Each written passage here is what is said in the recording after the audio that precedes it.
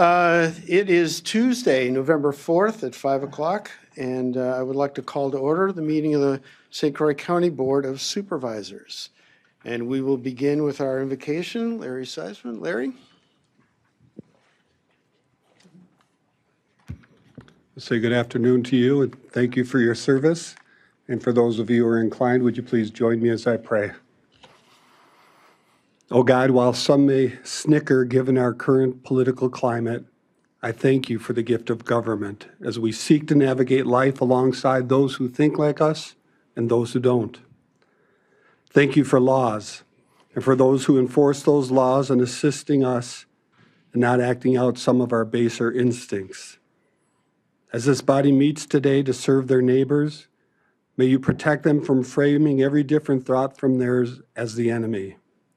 May you grant the capacity for honest dialogue, careful consideration, courage when necessary, and wisdom to serve well. In mercy, protect us from one another and ourselves, from thinking that our welfare is at the expense of our neighbors. May this Board of Supervisors treat one another in a way they would want to be treated, embodying the golden rule for the good of St. Croix County, we pray. Amen. And please join me for the Pledge of Allegiance.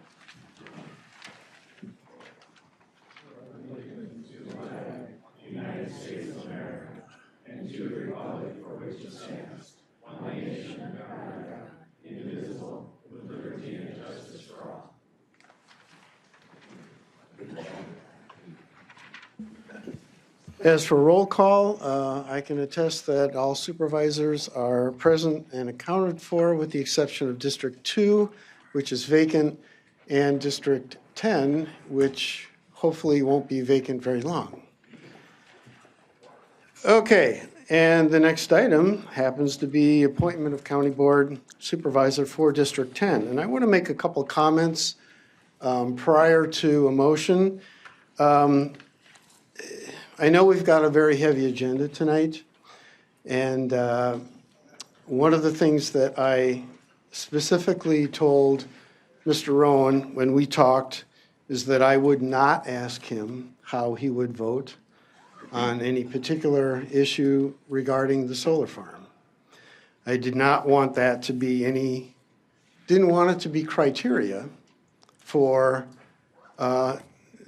his appointment. So I wanted to make sure that everyone knew that I have no idea how he would vote. And that wasn't a criteria that I thought was appropriate. I also thought about possibly delaying the vote because he hasn't been involved. We've been working on this solar farm issue for a long time.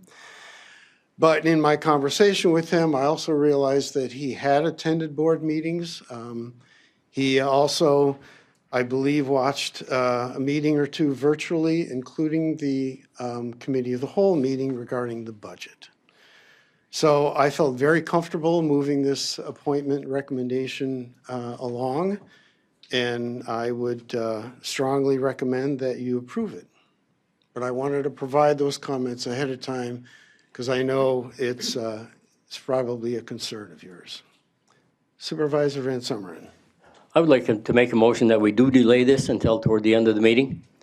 I don't think it would be right for us to expect him to have lived this as much as most of us in this room have lived this. And I also think it probably would not be fair to those people who have lived this with us. Point of order. Is this a motion or is this a, what is this? I believe it was a motion. Yes, making a motion, yes. So why don't we make the motion, and if we have a second, then we can discuss it. Okay, I make that a motion. Can you clarify, please? Okay, I make a motion that we delay the appointment of Mr. Rowan until the end of our meeting. And a second by Supervisor Shirley. Now, would you like to explain again? Sorry. Thank you. I just think that it would not be fair for us to expect that of him. And also, I would think that it would not be fair to the people who have spoken to us over the past several months. So I think it'd just be better, it would be better protocol I have no doubt that he will pass, but to put it off till the end of our meeting, I think that would be wise on our point. Thank you. Other discussion? Other comments? Supervisor Rice. Well, I understand the motion here and the sentiment behind it. We are getting a good education tonight from our outside lawyer. And note that we did seat another supervisor new who, we've been hearing from the public since, January on this topic. And we seated another person. So I view this as an unnecessary motion intended to delay some important decisions. This is an opportunity for all of us to level set with our new, or our outside legal counsel to learn not just from the public, but from an expert as to how this should proceed regarding the solar farm discussion and the PSCW process. So I don't see any reason to delay this any further. Other comments, discussion? Supervisor Shirley? I view this as that we should delay because, not in our other stance where we had people that were appointed to the board and then we had votes after. This is our budget. This is the thing that we've been working on for 8 months. And to ask somebody to come in and vote, I mean, if it were me and I were to be appointed in there, I would abstain from those votes because I wasn't part of the process. So I don't think that it's fair to ask for those type of votes. And then on top of that, the budget being as huge of a vote as it is, it's our most important thing that we do as supervisors every year. And then on top of that, to talk about the solar project, which has been going on for a year, I just don't think it's prudent for us to delay that so that we can come to our agreement first and then have him come in. Other comments, discussion? All right, Supervisor Hanson. I can't let that go unanswered. I think a guy who ran the global nuclear division for a major scientific corporation should be able to handle the county budget. Supervisor Rice? I just think the argument that unless somebody has not been part of this years-long budget is weak on the face of it. We have supervisors who are not here for the committee of the whole, who are not here to participate in those conversations. So if we're going to start slicing and dicing along those lines, then we're going to have to demand 100% attendance at every single meeting before we vote on anything. It is ridiculous on the face of it. Any other comments? Okay, I believe Supervisor Van Summeren. You know, it's not like we're not like we're saying, no, we don't want you here. It's like we're saying, we don't think it's fair for us to treat you this way, for us to expect that you're going to make a decision with as much information as we have, and I just think that would be wrong. I agree with Supervisor Shirley. If I were put in that position, I would say, no, let's wait. I don't want to vote for something I really don't know what I'm voting for. I may have an idea, but I really don't know what I'm voting for. I think that's the least we could do. Thank you. Other comments? Okay, otherwise, we're ready to vote on the motion to delay the appointment until the end of the meeting.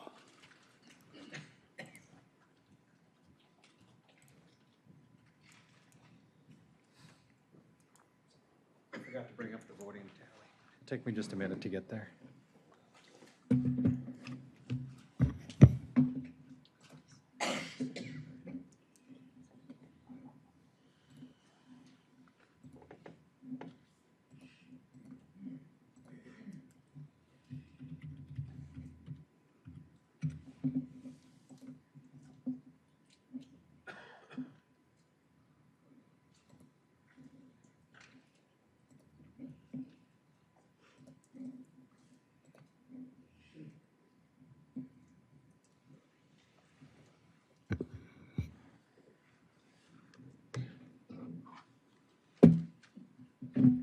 Got so excited for the meeting, I forgot.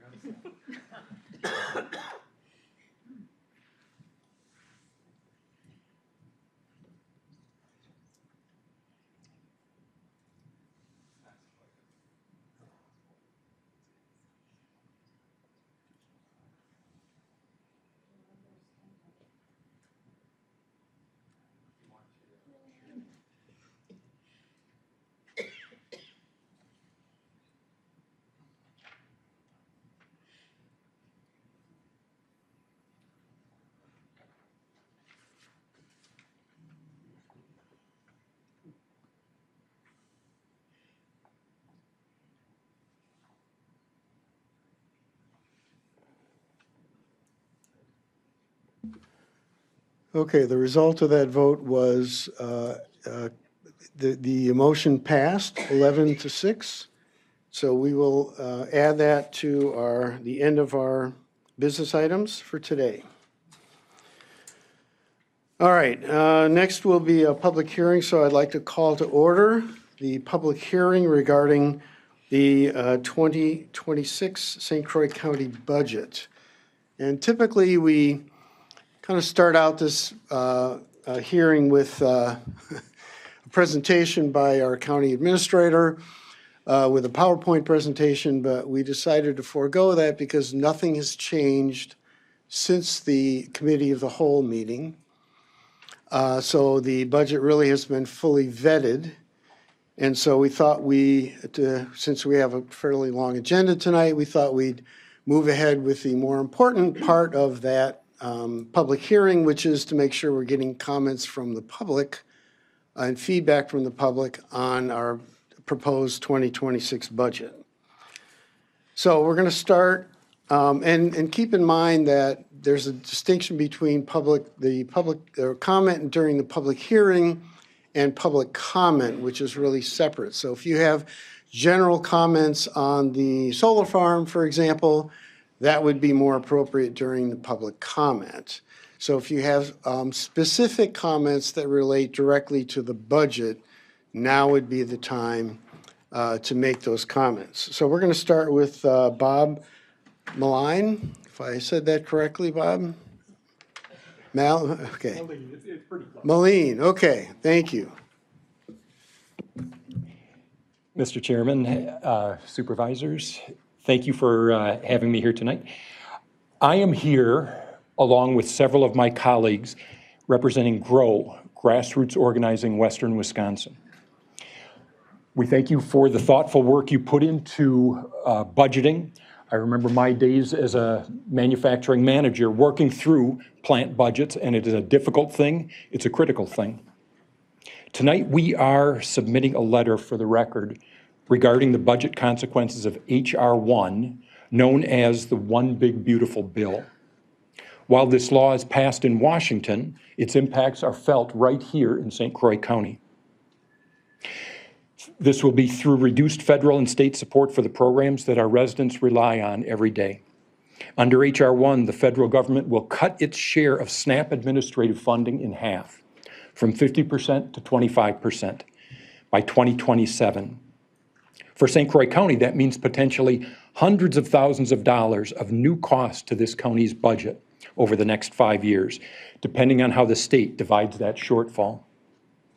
Medicaid reductions will also ripple through the county budget and programs. Wisconsin DHS estimates that about 517 county residents in St. Croix County are at risk of losing coverage under new eligibility rules. And more will face gaps in care. When that happens, the costs don't disappear. They land on county-funded systems, behavioral health, public health, and the sheriff's office, which already spends hours transporting residents in crisis to Winnebago Mental Health Institute. The same bill also weakens Affordable Care Act premium tax credits. Here in St. Croix County, 4,200 residents depend on those credits to afford health coverage. Without them, families will pay about $1,700 more per year, and roughly 1,000 people will be required to refile paperwork to stay insured. Even a modest drop-off could leave a few hundred more of our neighbors uninsured, increasing pressures on local services.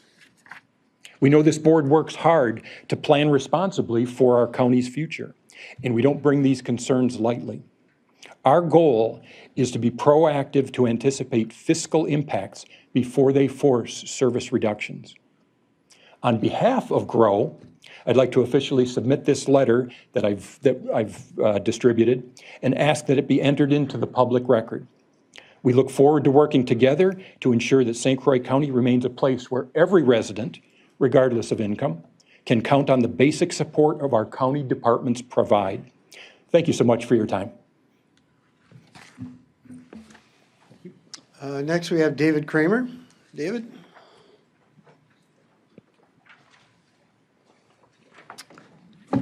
Hey, I dropped this that you all should have in front of you. This idea was inspired by our current congressman when I listened to him tell a retired police officer that the January 6th violence was caused by embedded law enforcement. I walked out with that retired cop and talked to him. Then I talked to a young cop in a town in northern Wisconsin who told me he had to pay for part of his gear, either his uniform or his protective vest. They had to choose in that county. Bayfield County Sheriff shared with me that recently his dispatcher dealt with a suicide on the phone, a couple, man and a wife, and the woman took her life while on the phone with the dispatcher. And he said, my dispatcher had to take that home to her family with him.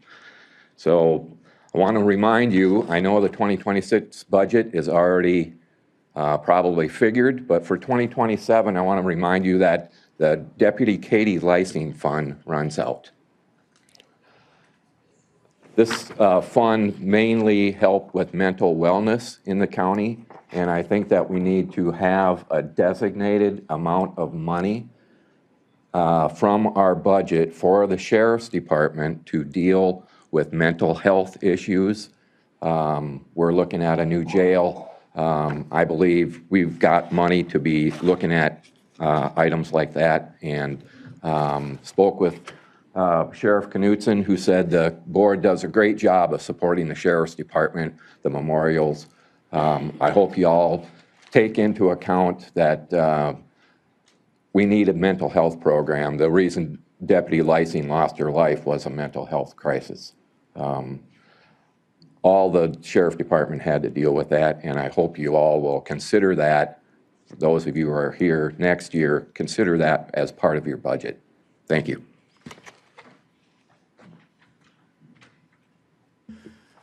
Okay, next we have Janet Shapurik. Did I get that close? Yes. Thank you. My name's Janet Sapurik. I currently live in Baldwin. I think it would be wise to budget a large amount, say $1 million or more, now for intervening at the PSC. If it's not used, fine, no problem. Carry over to next year. Intervention is our only hope for stopping or slowing the Excel project. Even if it's not a 100% win, many smaller wins could be obtained in the form of conditions required by the PSC.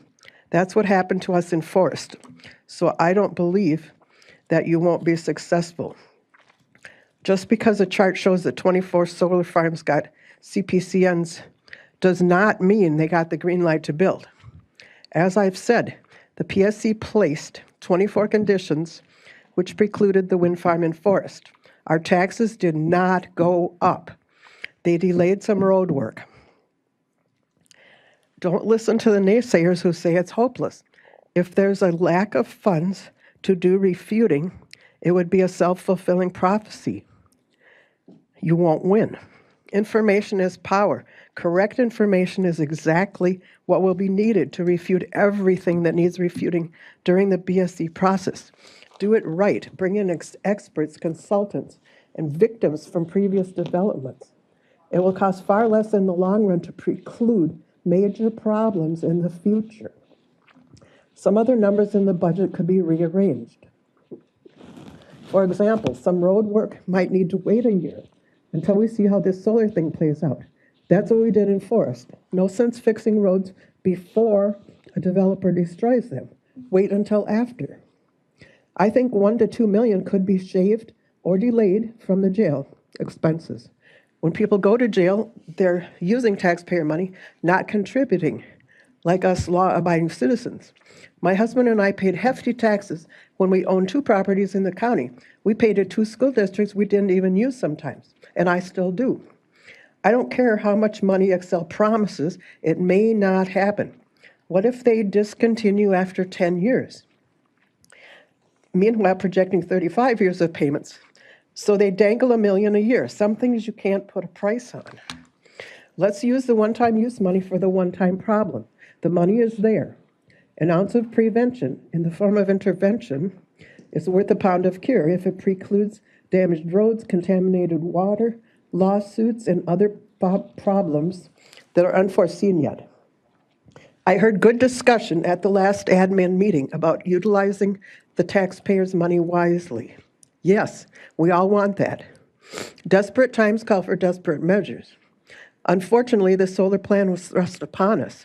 The vast majority of county residents don't want it, but we've got to play the hand we're dealt. As our elected representatives, it is your duty to do what your constituents want. There is a process to apply for intervenor grants to offset some expenses potentially. Bringing in legal counsel and having closed sessions is certainly a huge step in the right direction. This week's newspaper says $75,000 was placed in the line item by Ken Witt. I wondered how that happened, since at the previous admin meeting, a motion had been passed for $500,000, but it disappeared from the budget the night before the committee of the whole meeting. It carries through to tonight's meeting as a placeholder, someone said. It's so unfair that this proposed project was foisted on us, and we need to defend our county from unwelcome intruders. We in Forest greatly benefited from those who came before us.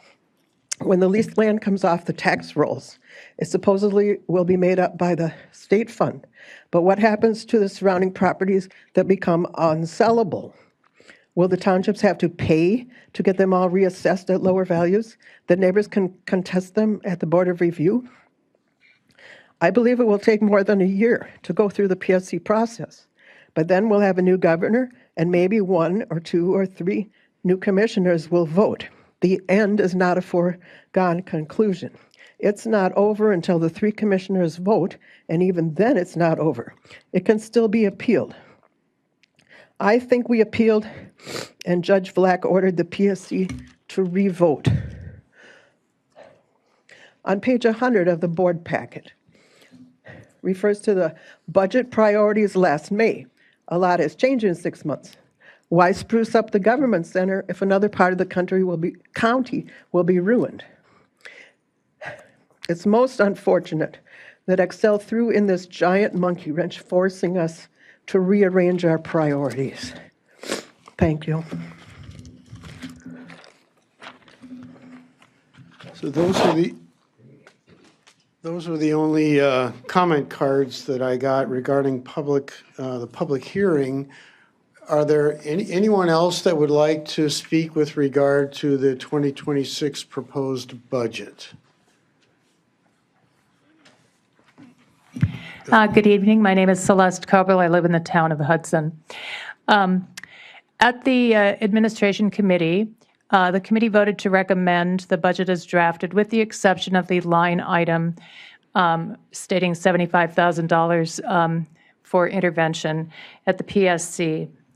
I'm going to talk about negotiating a little bit. So as you know, I have spent more than 4 decades as a facilitative mediator. I've observed a lot of negotiations. I've observed that it is most beneficial and you will get the most of what you want with the least expenditure of time, money, and effort through strong, proactive negotiations to reduce the items that remain in contention. That's what you will be doing and have started to do through a joint development agreement regarding the 10 Mile Creek Solar Farm. Will every single item get resolved satisfactorily? Probably not. So it is appropriate to have some amount in the budget for the next step in the process, which could be, without too much cost, making public comments as part of the PSCW project, or you could potentially intervene to basically be a party, to be able to present evidence, to question witnesses. That costs more money. Should it be $1 million or more? Absolutely not. Because you're faced with a very difficult budgeting process here. You have to balance needs against wants, and you have to balance the higher priority needs against the lower priority needs. We are in very uncertain times because of things that are going on and not going on in our federal government. Our county will have increased needs for the most vulnerable among us in our neighbors. We need to make sure that we're not overcommitting on litigation and intervention, which is far less likely to yield results that we want when compared to negotiation of a good joint development agreement. You need some amount in there. Right now you have $75,000. Perhaps when you go into closed session, you can get a better idea of if that number's enough. But $1 million is way too much. Thank you. Anyone else like to, yes, please state your name and let us know where you live.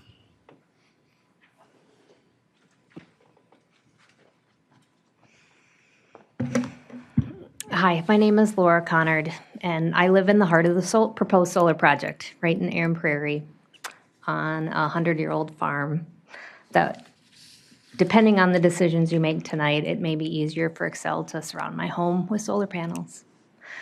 It's due to 10 families. I have their names if anyone is interested in who they are. I compared them to the plat book. I have gotten the pleasure of knowing Celeste, the previous speaker. I respect her. I enjoy most of what she says, but I respectfully disagree. I'm here today to ask you to fund this intervention process. I'm sorry. At $1 million. I think you need to aggressively intervene. You've said you've hired the best attorney in the state to work on this project. This is the legacy of St. Croix County. We've talked about the comp plan, we've talked about the vision, we've talked about the mission quite a bit over the past many months. We've talked about this being the most important decision and vote that you guys make once a year. Please think about what Larry Seisman in your invocation said today. Apply the golden rule. Don't harm one neighbor for the benefit of another. And in fighting for us, in fighting for the environment, and fighting for the land use, it's important. There's limited tax dollars out there. You guys have done a great job in having this unallocated funds. I believe they're out there for things like this. So please, as you consider the budget tonight, please increase that line item for the intervention process. Even if it isn't just for intervention, it's for corporate counsel. I don't know how this is going to unfold. I know that Excel is not our good neighbor. I know Excel is not here because they want to lower our energy prices. I know they're not here because they are concerned about the environment and doing well by putting a few sheep underneath the solar panels and by putting a little bit of prairie grass. I'm a farmer. And I'm a probate attorney. So regenerative agriculture is important to me. Succession planning for farmers, it's what I did. It's one of the most important things to me. So while the solar project allows 10 families to have a financial windfall, and I think this project would allow Excel to also have a financial windfall, I don't think it's in the best interest of our community. It doesn't fit within our comprehensive plan. And you have the money. You guys make complicated budget decisions, and there's competing interests from people's mental health to schools to I don't know, it's a 300-page budget. You have lots of money that you spend on. I do believe it is in the public's best interest to put a significant amount of money towards working on this solar project. I hope it's to stop it. If it's not, it's to make it the best possible thing it can be. And I think that's going to cost the county a lot of money. I think on the back end, if you don't consider the totality of the circumstances, if there are damages from storms, damages to neighbors, this project will hurt my health. It already is hurting my health, and there will be many situations of public nuisance that go along with this, and it will cost, whether it's Excel or the property owners or the county, a whole lot of money on the back end. And you may think that this $250,000 or $500,000 or $1 million that you're talking about today, that will probably be pennies on the dollar for the harm that I think this project is bringing. Thank you for listening to me, and thank you for doing what you do. Good luck with your decision tonight. Any other comment in the public hearing regarding the 2026 proposed budget? Yes, ma'am. Please just state your name and where you live.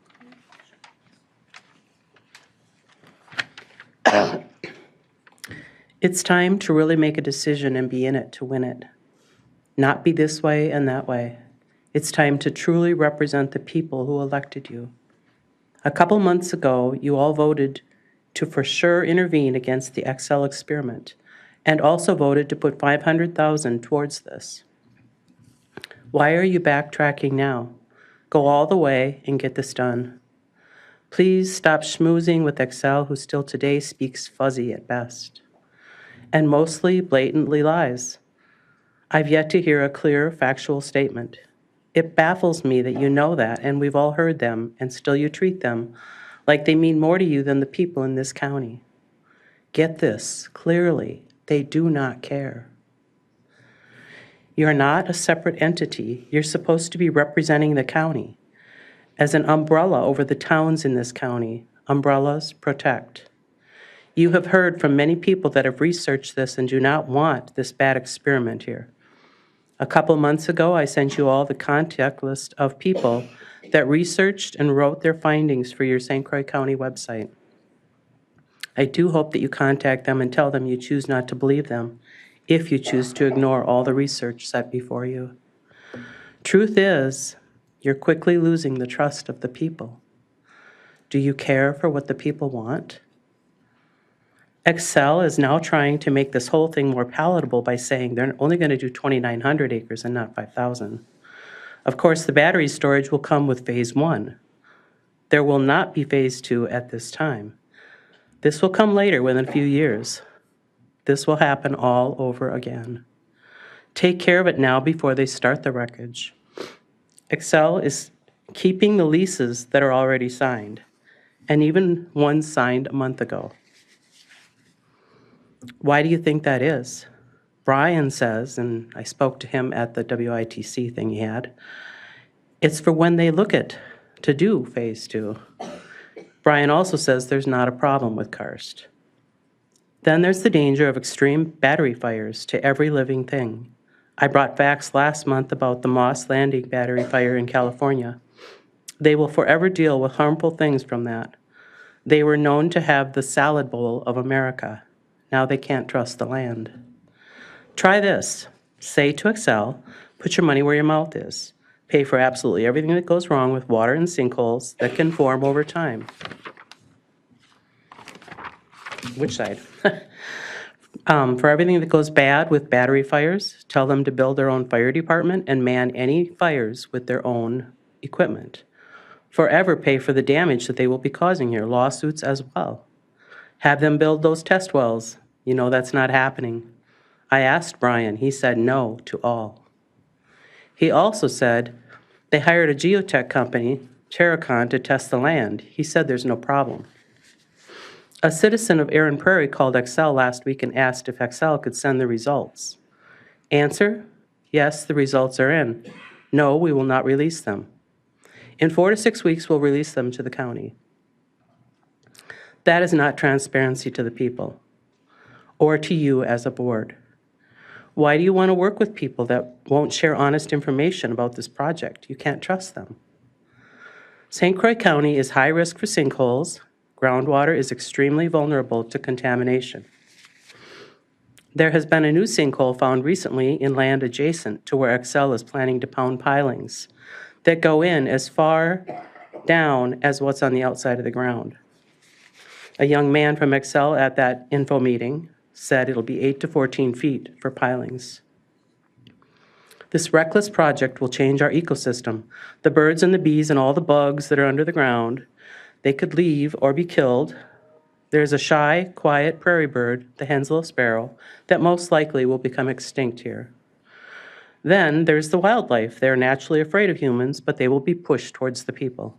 Real nice when you see the deer eating out of your bird feeder, not so much when there's a wolf eating your dog in your backyard. There's also other wildlife critters that we rarely see, but God placed them here all with a balanced purpose.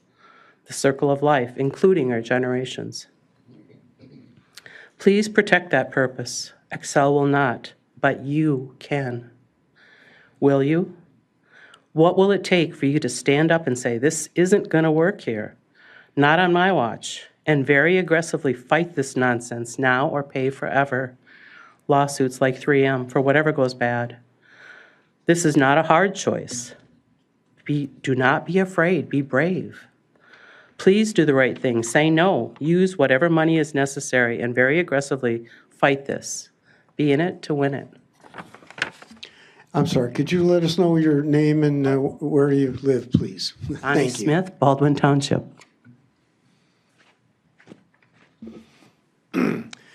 Any other comments for our public hearing regarding the budget?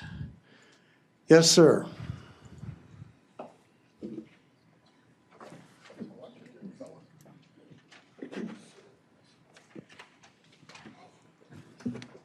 Yeah, thank you.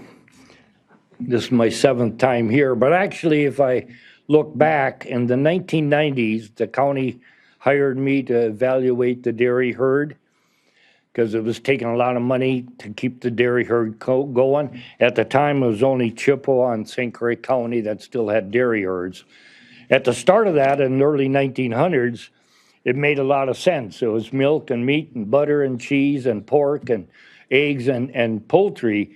But as the laws kept changing and the regulations, it kept eating into the purpose of it. At the time, too, the clients could also be working on the farm. Of course, they ruled that out. So I was hired by the county at the time to evaluate St. Croix County Farm, which is a tough position. I worked for the University of Wisconsin as a dairy livestock specialist. And at the same time, I had dairy herd, and I've had dairy cows for 50 years, still do, 70 cow dairy herd of my oldest son. My wife keeps saying, how do you get involved in all this stuff all the time? I said, I don't know, it just happens. And then the prior administrator wanted to close the Farm Service Agency in Baldwin, move it to Hudson. Well, the Farm Service Agency serves a lot of farmers, 4-H, a lot of meetings for farmers and 4-H, and it's in the heart of St. Croix County and in the heart of the dairy industry, what we have left. You have to realize, when I was with the university, there were over 1,000 dairy farms in St. Croix County. Now we have 60. We had 35 or so in Aaron Prairie. Well, we're now down to 3. Richmond has 1. Stanton has 3. So, meaning that the farms are getting bigger, and they do. That's why we have more corn, we have more beans, because we don't have the hay to feed them. One of the other things that's happened now with this XL thing, I've been doing this 24 years, chairman of Richmond Ambulance. We've gone from 400 runs a year to 2,200 runs a year. You know, you're looking at ambulance building that costs $325,000. I'm on 2 fire department boards. New Richmond's looking at a pumper that's over $1 million. You know, prices keep skyrocketing. But I think the worst board I've been on is right now in Aaron Prairie. It's divided Aaron Prairie. Very seldom, if ever, did I have residents ever come to me and complain about farming. Maybe manure on the road, they'd mention it, or turkey manure smell, or possibly farmers are out in the field at night. They didn't complain about it. Nothing in 24 years. Now all of a sudden we have XL buying their way into St. Croix County, and now we're divided. We knew they were going to come to Aaron Prairie because they want large fields, 300, 400, 500, 600 acre fields with little slope. But we're going to have erosion on these two fire departments. We don't know how to get those fires out if they start on that. If you look at some of the studies, XL always says, well, you can return them back to farmland. No, you can't. There's heat produced underneath these solar panels. It kills the worms, kills the microbes that you need for plant growth. It won't be there. If you look at the erosion, you got 2-inch rainfall and you got a 8 or so foot panel. Now all of a sudden you got a 10, 12-inch rainfall. We're going to have erosion problems. The power line, every one of these units have an electric motor on it. That line lays on top of the ground. Well, you can fence it off. Maybe you can keep the deer out. You won't keep the gophers out or anything else that can dig. And we'll possibly have stray voltage. We have this garth soil. It's very loose. You start pounding in. Remember August 18th when I asked XL, how many pylons are you putting in? They wouldn't tell us. They knew that 3 years ago. The reason they wouldn't tell you is because they know that's a problem. It's going to put sand in the water. There's no question about that. It's just a matter of time. That water runs from Aaron Prairie right into Richmond. There's 70 houses there. And then it goes to Roberts. It'll follow through eventually. It's bound to happen. I'm disappointed that XL came because they're producing electricity for Minnesota. It doesn't even go to Wisconsin residents. St. Croix Electric feeds most of the rural. We don't need XLs doing this. But you can see why the farmers did. $1,250 once it's producing electricity. When it's in the building process, it's $50 an acre. Who knows how long they're going to be pounding. I think Jason Cheese is at last Towns Association meeting, and he's always there. Mr. Witt is always there. And Robbie Creechy, they always update us. Aaron Prairie cannot afford to put money into it. We get $2,600 a mile. That's gas tax. That's what we get from the state. That is tax on gasoline sold. Well, now cars are getting a lot better mileage. People are driving with a little less, and now we got some battery cars. So they haven't increased that. 20-some years ago, in 2000, we received $1,500. If you know anything about road construction, of the 21 towns in St. Croix County, none of us are doing the job that we should be doing. Yeah, we do pothole filling, we do paver patching, we do chip sealing. Once in a while, if we can afford it, we'll pave a road. Roads should last 20, 30 years. We have roads a lot longer than that. We're not replacing these roads every 20 years. We're doing a paver patch on them. That's not a fix. The heavier traffic, roads used to be 18 feet wide, 2-foot shoulders, 2 inches thick.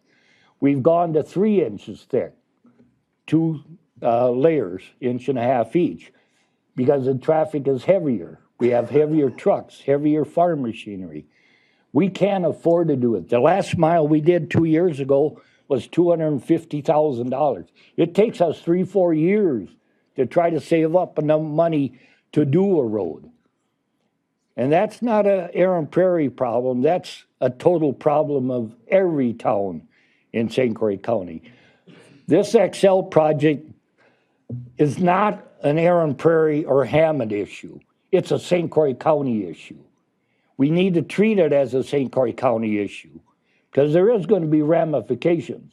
The realtors right now have to disclose if they know there's a solar panel. people are already backing away. The reason people are moving into St. Croix County, there's jobs in the cities. We have hospitals there. We have entertainment. We have the airport.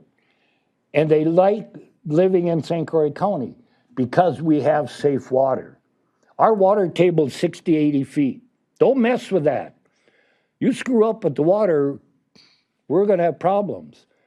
We're still paying on an enrichment landfill. 1980 is when that landfill ran for 5 or 7 years.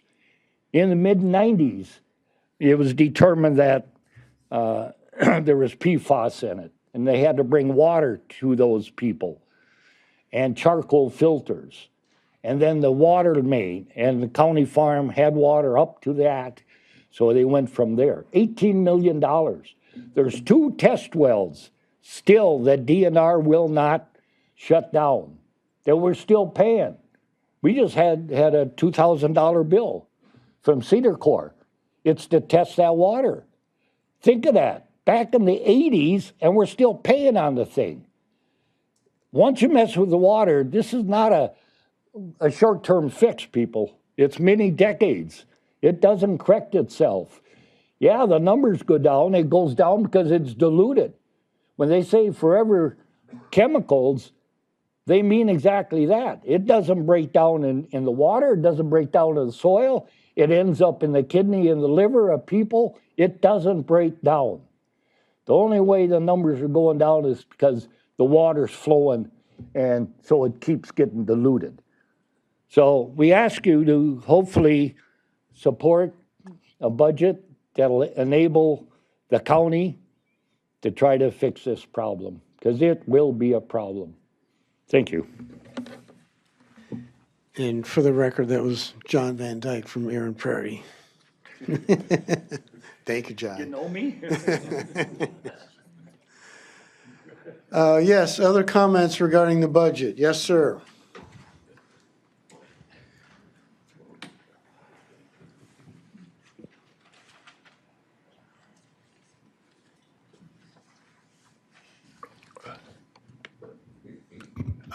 My name is Bud Fuchs. I reside at 1724 Lowell Avenue in Hudson, Wisconsin, City of Hudson.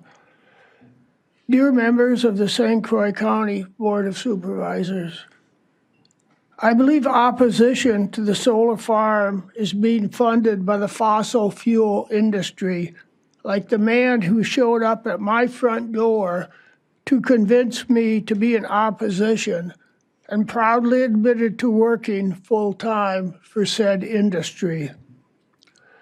I strongly support contracting with legal and technical experts to negotiate the strongest possible joint development agreement to resolve or reduce concerns while providing the maximum benefit for county government, townships, and county residents.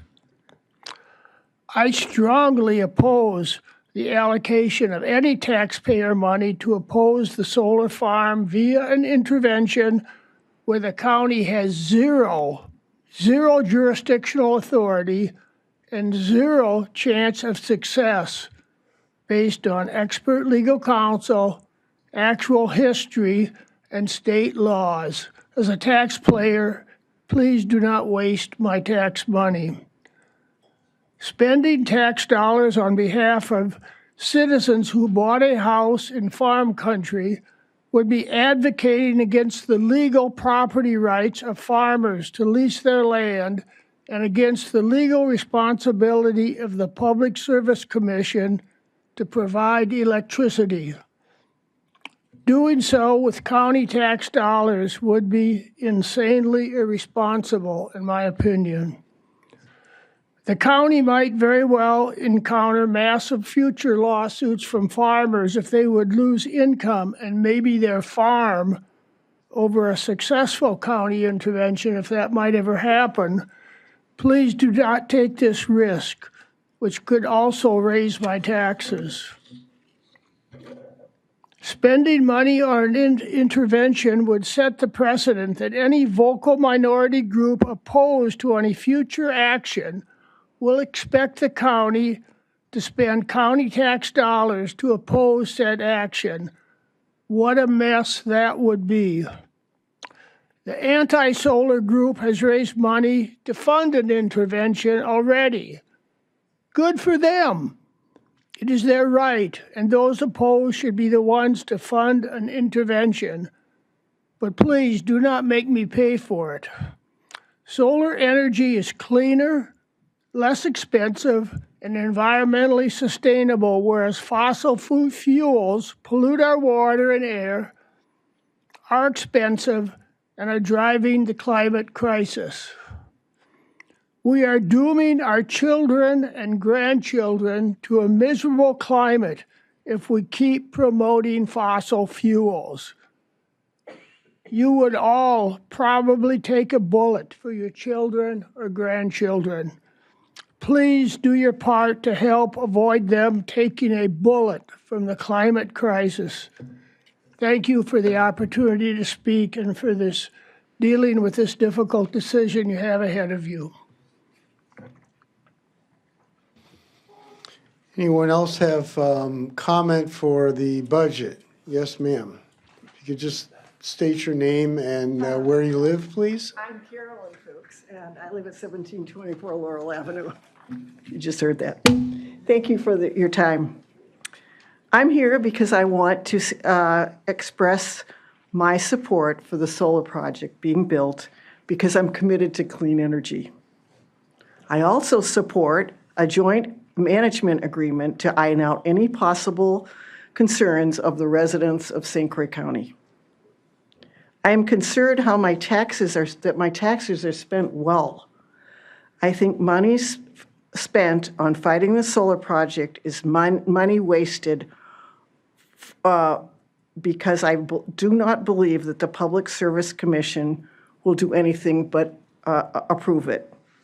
I oppose spending $350,000 up to $1 million to fight the Public Service Commission, and I like $75,000 for the joint management agreement. I would like the rest of the money to be spent for families and seniors that are being taxed out of their homes, and I think spending that much money on an intervention or on the solar project is off balance. I believe supporting clean water and human services will benefit the residents of St. Croix County and are more important than the intervention. I really appreciate the attention you've given to the 10 Mile Creek project, and I trust that you will all be good stewards of my tax dollars. Thank you. Anyone else have comments? Yes, ma'am. So let us know your name and where you live, please. Hello, yes, my name is Rebecca Wright. I live in the city of Hudson. And I just wish to address the use of public funds regarding the 10 Mile Creek Solar Facility. I object to the St. Croix County Board approving the use of taxpayer funds to support a group who is in opposition to the 10 Mile Creek Solar Facility. Any individual may object to the project. However, I feel it is inappropriate for the board to approve the use of taxpayer funds to pay for any special interest group's attorney fees to advance their agenda. The opponents are at liberty to hire their own attorneys and fight the project in whatever way they wish. However, the board, who was elected to represent the best interest of all members and residents of the county, should not appropriate public funds for this purpose. I feel a legitimate use of taxpayer funds would be to hire the law firm Atali's Law SC to negotiate a joint development agreement with Xcel Energy on behalf of the residents of St. Croix County to protect the interest of all county residents regarding the 10 Mile Creek Solar Facility. The joint development agreement would protect the natural resources, infrastructure, and public health of all residents in the county. I urge the board to hire Atali's Law and appropriate funds for this purpose. Thank you. Other comments regarding the 2026 budget? Yes, sir.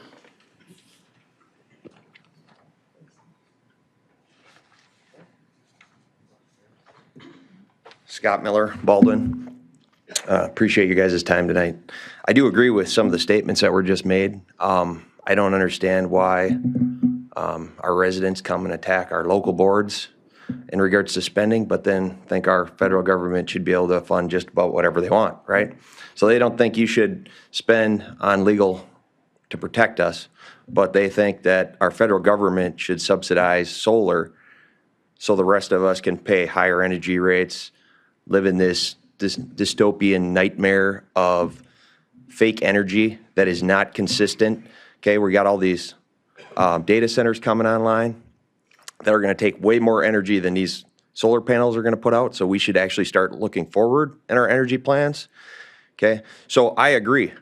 We shouldn't have to spend on this topic at a local level. But the only reason we do is because we don't understand our Constitution to stand up to the federal government, because the federal government is the one stuffing this down our face by subsidizing it. On top of that, the state is creating statutes and giving kickbacks that is making it so these corporations are coming in here and attacking the people. So I don't like that. That government shouldn't spend the money, and we shouldn't have to spend the money to fight it. So I think we all know that we shouldn't have to spend all this money to fight our own government, right? Because if people don't want it, we shouldn't have to do it.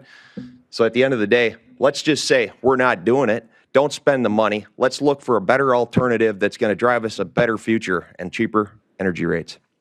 Thank you. Other comments with regard to the 2026 proposed budget? Yes, ma'am. Thank you for allowing me to speak. My name is Sherry Croft, 948 Wirt Road, Hudson Township. I agree with Scott, Bonnie, Laura, Jan. Please do consider elevating the amount to at least $1 million to spend. You have the money.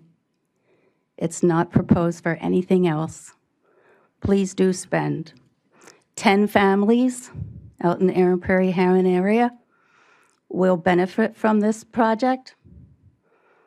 I don't know them.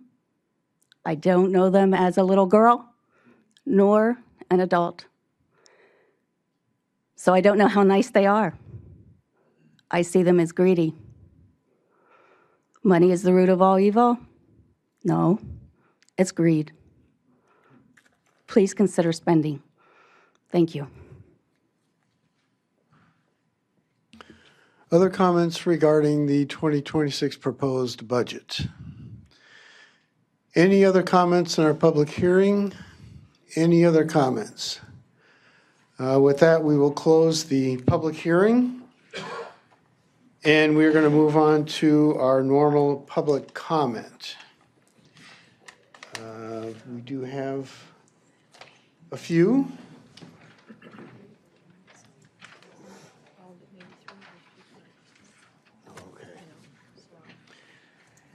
And I know some of these people have already spoken, so if you'd like to speak again, you can. But if you've already spoken your piece, it's okay. You don't have to speak again. And according to our normal board rules, we will be limiting speakers to 3 minutes. So please be cognizant of the time. It'll be on your monitor when it disappears. That means please wrap up as quickly as you can.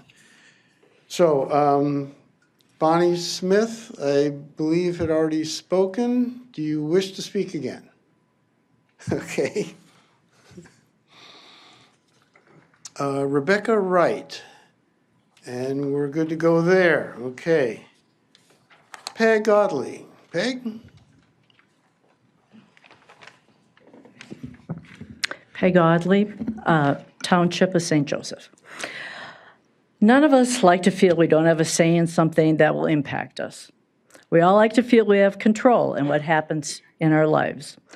Right now, the XL solar system feels imposed upon us with not much say, and that is because counties really do not have much to say per state statute. Legally, the Wisconsin Public Service Commission must supply utilities to its citizens. Landowners have the legal right to lease their lands as they see fit for their families.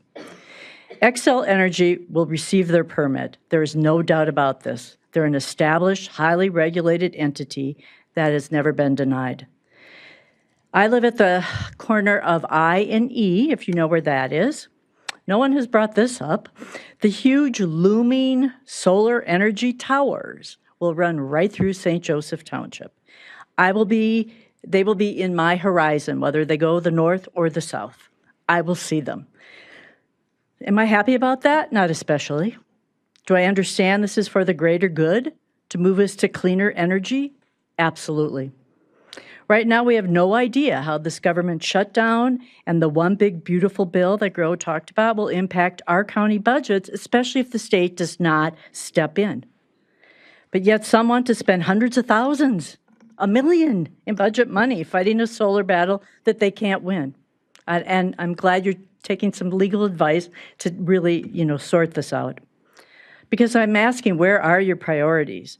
I think we're being cavalier with our taxpayer money in this arena where we have no jurisdiction and we really don't have a chance of winning. I want you to stay at the negotiating table and work on what we do have control over with the joint decision agreement, and let us stop being like Don Quixote, tilting at windmills. Thank you. And Celeste, would you like to speak again? You have that opportunity. Very briefly, I sent a written comment last week with suggestions for items that should be included and negotiated satisfactorily in a joint development agreement. I'm just going to say, listen to what people want and tell your negotiator what to achieve. And your negotiator can do a very good job of getting that for the people and for the county. People care about impacts visually, demand setbacks, make them significant. We care about impacts on wildlife and on natural areas. The most sustainable and environmentally friendly place to put a solar farm is actually on farmland, not the prime farmland, if you can avoid it, but farmland that's currently being cropped year after year in soybeans and corn. Why? Because you reduce the annual over-input of phosphorus and nitrogen, and you also have cover on the ground. It's not being dug up every year. That reduces soil loss. And if appropriate plantings are maintained, the health of the soil can actually be improved over the life of the solar farm. There are things that we can gain by transitioning land out of corn and soybeans. And by the way, 40% of the corn that we grow in Wisconsin is not used for anything other than making ethanol. And a significant portion of the soybeans that we grow are used for making biodiesel. We're producing energy on this land already. Let's produce cleaner energy that better protects our wildlife, that better protects our water quality. But you can only ensure that by negotiating a good, solid JDA. Thank you. Next, Scotty Ard. Scotty?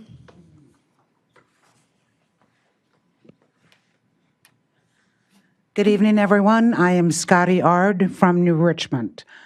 I have been working against clean energy development such as this for over 15 years. I've worked with the town of Forest, and Forest did beat the PSC, as did a number of other communities in Wisconsin. And I don't mean cities, I mean towns and villages. So anyone who says that this cannot be accomplished doesn't know what they're speaking of. What I do know is that in reviewing the JDA, as Attorney Roker has very well pointed out in her summary, this will hogtie St. Croix County. And it's not just in phase one. Once you sign it, you're into it for each phase following that. In reviewing what is proposed on the MISO map, we see that there are significant proposals for battery storage throughout areas of Wisconsin, including St. Croix. This is what you're signing on to, is a blank document.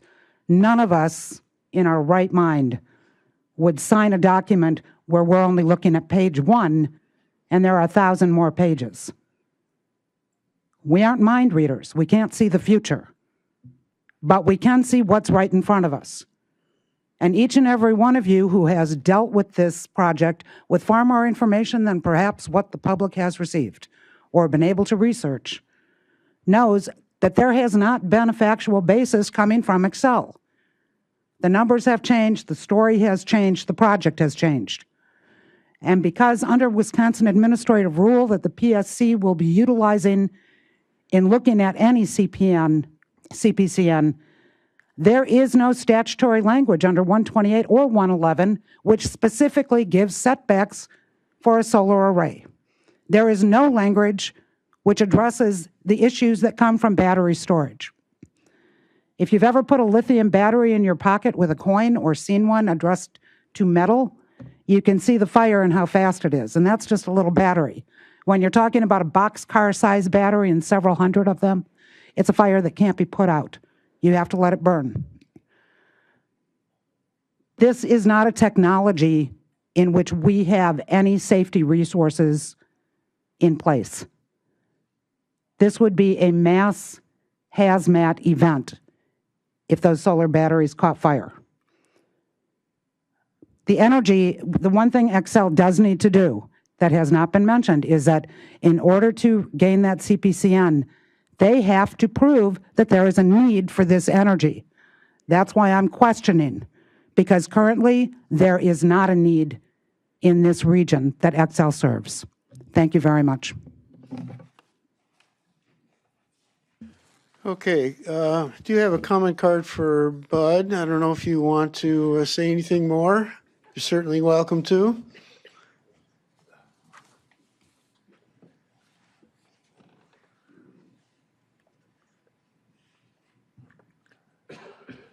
Yeah, Bud Fuchs again, City of Hudson.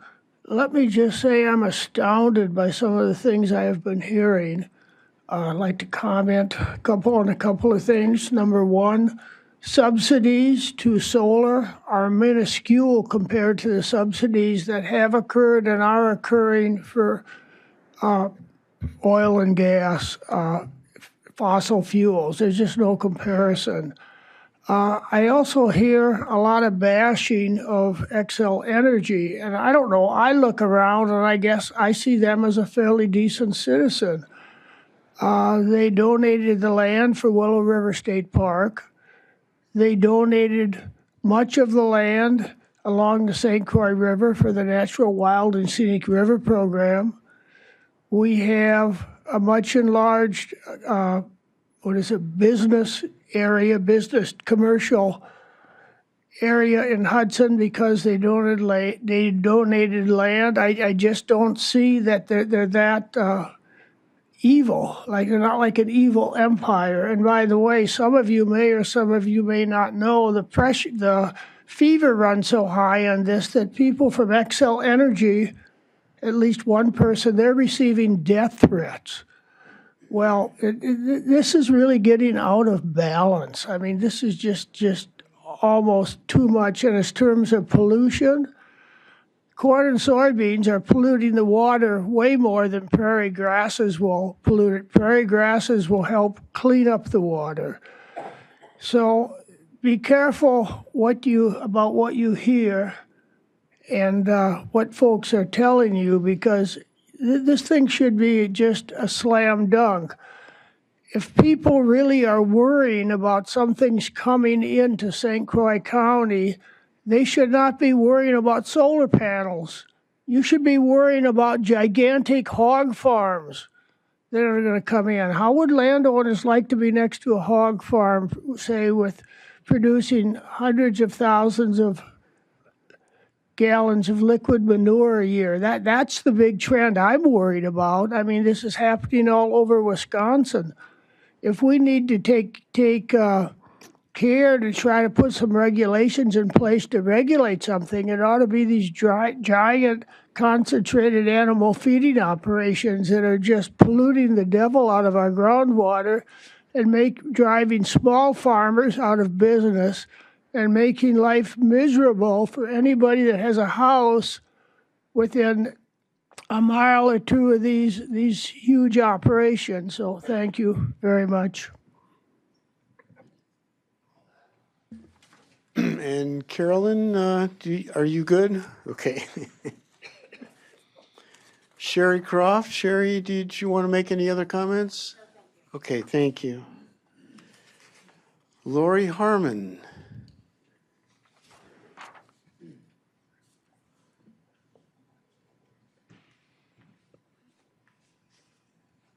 I think that's the lowest it's been tonight. Wow. First of all, my name is Lori Harmon, and I live in the town of Hudson in District 3. And I want to thank you first for serving on the board and for listening to me and all of these people today. This is clearly a heated issue. And sitting in the audience, I'm hearing all kinds of whispers and talks between people, and it's concerning to me. It's disconcerting to me in many ways. I'm aware, clearly, both tonight and before tonight, of the conversations and the controversy that's going on regarding Xcel Energy. And I debated whether or not to talk about the budget, or talk during the budget time, or talk during this time. And I think I can probably hit both targets with what I'm going to say.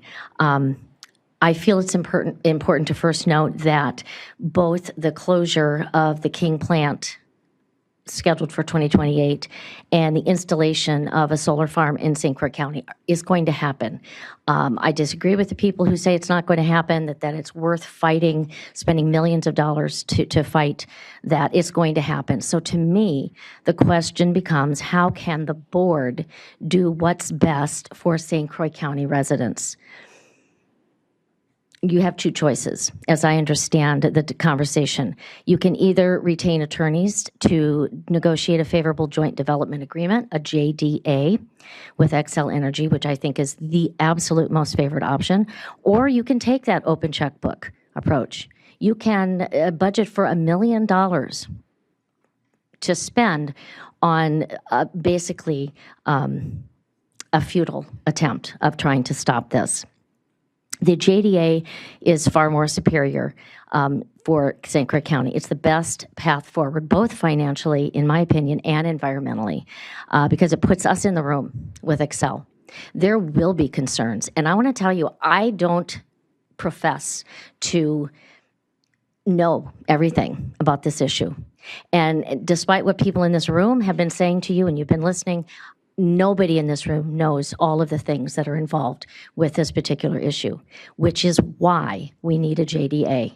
We need people at the table with our best interests at heart so that we know that they are working for us. They are talking, they're having those hard conversations about water quality. They're having those hard conversations about the safety of the batteries. They're having all of those conversations because guess what? Nobody knows everything about this issue, but the lawyers and the JDA will be able to figure it out and will be able to negotiate and be at the table for us far better than any of the people sitting in this room disagreeing for whatever reason. And I'm not trying to be combative. There are a lot of people in here with a lot of emotions. I think you are responsible stewards of our tax dollars. I think $1 million right now to spend on something like this, I understand the emotions are high, but folks, we have people who are going to be hurting. Many hundreds of thousands of people in the state and thousands of people in this county who are going to be hurting because of what's happening in the federal government. Whether you think it's right or wrong, those people need our help too. And spending $1 million to fight a solar farm seems like a ridiculous amount of money to spend for something like that. I appreciate you listening to me. I don't envy your decision. I wish you the best of luck. Thank you for listening, and thank you for letting me go over time a little bit. Okay, John, did you have any other comments for us? Oh, absolutely. Just want to give you that opportunity.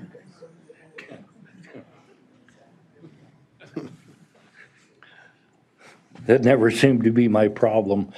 It's interesting, you're talking about $1 million to $500,000. At the last Towns Association meeting, Robbie Creech is there, as I mentioned before, Mr. Witt, and Jason's always there. And they're talking about roundabouts, adding some roundabouts. A couple around New Richmond area, maybe even T&G. We've had some major accidents there. There's always a problem on TN 64. And Mr. Creechy said, a roundabout is $2.5 million. Can you imagine that? $2.5 million for a roundabout, and that's a small one.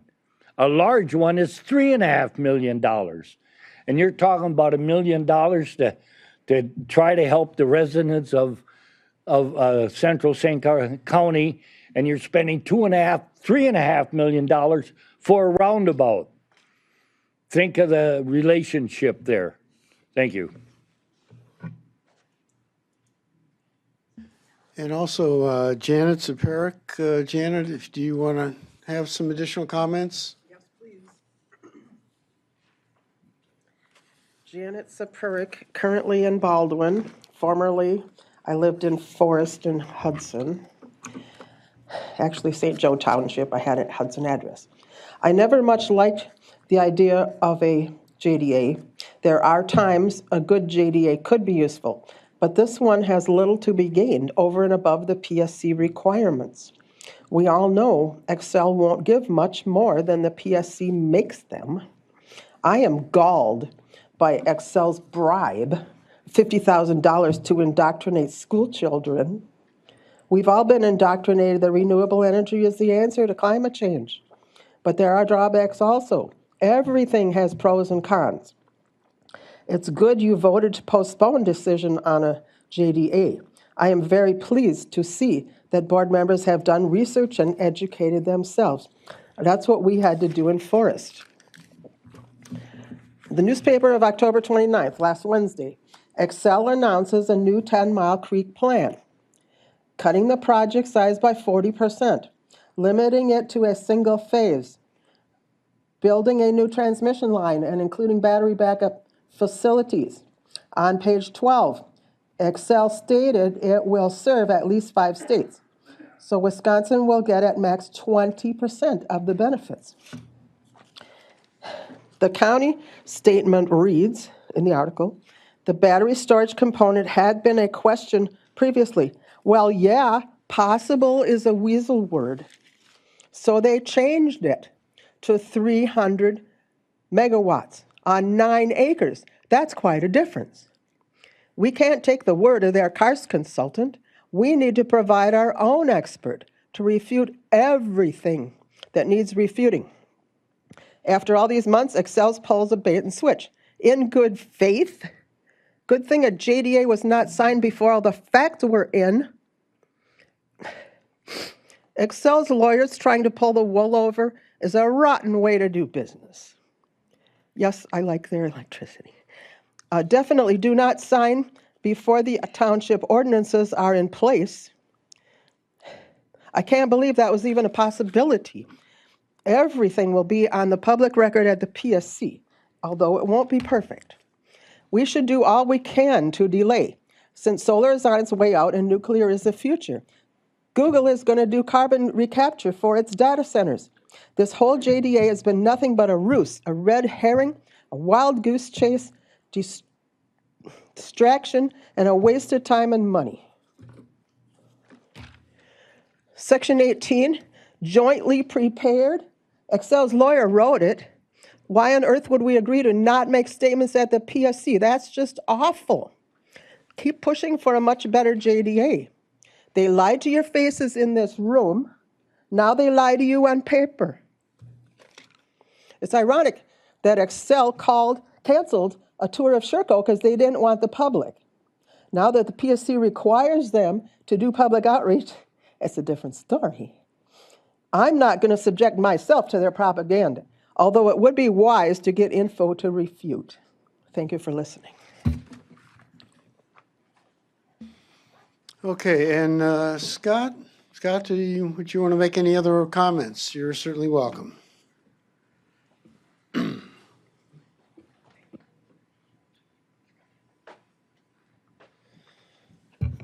All right. Well, just for the record, I'm against all subsidies. So whether it's oil and gas or solar panels, none of it should exist. Our federal government has some very specific enumerated powers in the Constitution, and we should, as a collective body, we should get them back there. So this is where it starts, right here. The people coming together with the people serving us and doing their duties. And I appreciate all your guys' time, because this is the only way it's going to get fixed, is we all come together and realize we're all getting screwed together, right? Our federal government is not on our side. They're spending money that they don't have, and then they use it to control us, okay? So where this has went off the rails is I'm not really sure, what's been worse for this country, the Bar Association or members of the Bar Association that turned into politicians, okay? You guys have many notices in regards to what I feel. I feel that this body should stand with the people and say, this is not the best energy for St. Croix County. That's what I feel. We can do that. If you use us as your shield, you can do that, okay? Now, the problem is, right now, we have interference, okay? Interference by a group of people that gain their power from keeping us all in the dark together, okay? So right here, I'm just going to give you one example as you're getting feedback from the notices that you've been served. One example is, and I've heard this many times, during public comment, the government may discuss any matter raised by public that is not on the meeting agenda, or that is not on the meeting's agenda, okay? May, okay? Now, we've all had this discussion in our head. What does that mean? So let's go back to Black's Law, first edition. What does may mean? In the construction of public statutes, it is to be construed must in all cases where the legislature means to impose a positive and absolute duty and not merely to give a discretionary power. May means must. So let me go back and read that statement. During public comment, the government must discuss any matter raised by the public that is not on the meeting's agenda, okay? So, as you're being told that the stuff that's in these notices hogwash, and that we have no voice as the people who created the government has no voice, I want you to think about that. May means must, and we've all thought it means, well, it says may, so maybe we can do it, maybe we can't, right? Maybe we have to, maybe we don't. So at the end of the day, I want you to think about what's going to make this country better. A bunch of us local people working together for the betterment of everybody around here, or being controlled by the federal government and a couple associations that keep power when they stay in between all of us and keep us divided. One thing I want to note that'll tie this all together is when our government allows definitions to be changed after years so it can mean something else in a statute, that's just not right. And they did that during COVID when they changed the definition of a vaccine, okay? And I can give you thousands of definitions in Black's Law Dictionary that have been changed since the start of this. So I just ask that you guys think about working for the people rather than answering. If you guys stay with the people, stand with the people, we'll be there, have your back. Let's do what's best for the community, not what's best for the corporate greed that's driving the federal funding that's subsidizing it. Thank you. Those are the last comment cards that I have. Anyone else like to make a public comment? Yes, ma'am.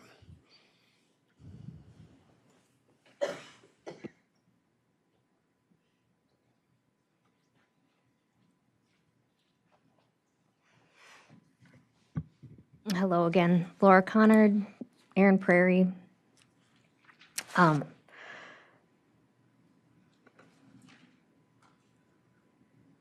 Earlier tonight, someone talked about that this solar project will move us to cleaner energy. And I've talked about this before, but look at the totality of the circumstance. Yes, the sun is free. Yes, the sun is renewable, but the totality of the circumstance and the inputs that go in to those products, where they're built, where they're manufactured, where they have to be shipped from, and the decommissioning process and the unknowns about that, the cost of where it is, and it is a toxic waste product that has no real recyclable, feasible process. So yes, we need cleaner energy. Yes, we need efficient energy. I don't think this project is it. We need soil health and improved farming practices. There's issues with big farms. There's issues with big ag. Federal government has been subsidizing this. Like, there are big problems that we face. I wish we were here for the year that we've been here, talking about sustainable and renewable regenerative farming practices. Cover crops are good. Someone earlier today talked about the erosion that's going to happen during the construction phasing and I believe underneath the solar panels for years. We need better health and better environments for the humans, the animals, the wildlife. Someone's talked about if we don't do different things for energy, our grandkids won't have clean environment. If we don't do better things for our land and our farmland, we're not going to have food. Who cares if we have lights or not? We're not going to have food. So spending time and energy about how do we get food grown close to home and stop all the shipping problems that happen? How do we have efficient energy sources that work year-round? I would like the crystal ball that some of these people have who keep saying that this is coming through. None of us know what's happening. It could go either way. You just have to decide what you want to fight and what you think is important. Regarding a public interest group wanting government to fight for us, Excel is not negotiating with individuals. I've asked for meetings with them. They don't care. I'm right in the middle of it. I'm right next to it. They don't want to talk to me. They don't care what I want or what I need. They're not negotiating with an individual. There's maybe some good neighbor agreements out there, but all that does is admit this is going to be a public nuisance. They're also not negotiating with the townships. They came to the county. You went to them. You've negotiated with them for 10 months. You put yourself in this position. I hope you'll make the decisions to help protect us. And then one last thing. I told this to Ken at one of the first meetings I was here, and John Van Dyke talked about it too, the county farm. We've got issues with mental health. We've got issues with kids. We've talked about, I think they talked about foster children issues.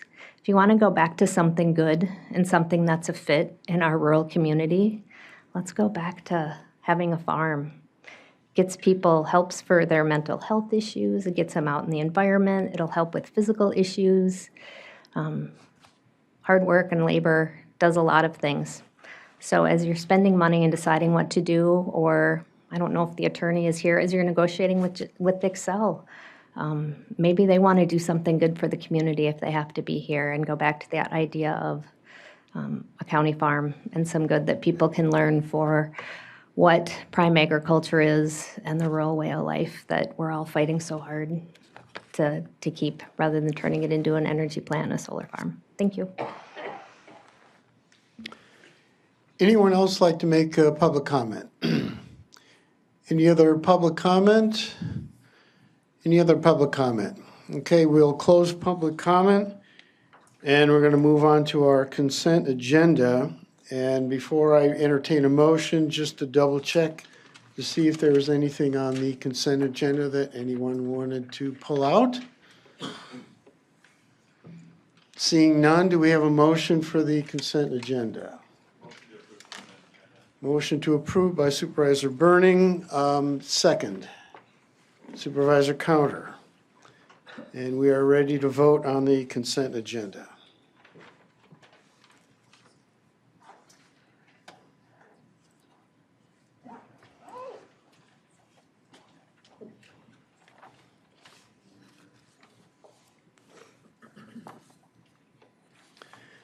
And that passes unanimously. Thank you. We do not have any presentations or recognitions, so we're going to move on to the county administrator's report. Ken? Thank you, Chair Long. There's one thing in particular that I wanted to make sure I pointed out, and that was with the SNAP program. I pulled the data, well, I didn't, but our staff did and gave it to me, about how it affects St. Croix County. So we have 4,526 residents, 2,700 adults, 1,700 children that receive that SNAP benefit. The monthly benefit amount currently is at $675,896. So our role in that is we work with the citizenry and we're certifying their applications. We process them through, we certify their application, and then they get that money from the federal government. So that's the piece that's broken right now, is getting that money from the federal government. But I wanted you to understand the impact to St. Croix County with that program. Other than that, there wasn't anything in particular that I wanted to point out, but I'd be happy to entertain any questions that you had. Any questions for county administrator? All right, seeing none, we're going to move on to our first business item, which is to review and discuss our joint development agreement with Xcel Energy regarding the 10 Mile Creek Solar Project. And we're very fortunate to have with us this evening Rebecca Roker from Tolley's Law. Welcome, Rebecca. Thank you, sir. It's great to be here. And I guess we're going to review your comments on the current draft of the JDA. Did you want to explain what we're going to do in open and then close? Oh, yes, I'm sorry. What we're going to do is basically go through Rebecca's comments and feedback on the current draft of the joint development agreement. Then the idea is to go into closed session strictly to discuss strategy. Okay, so strategy that we don't really want Xcel Energy to know, so that the strategy works well. That will be the only piece that will be in closed session, and then we will return to open session. If there is anything that we need to share from closed session, we will certainly do that. And there will not be any official action taken in closed session as well. That cover it? Okay. All the votes will be after that. Yes, any voting will be after the closed session. We'll be back in open session.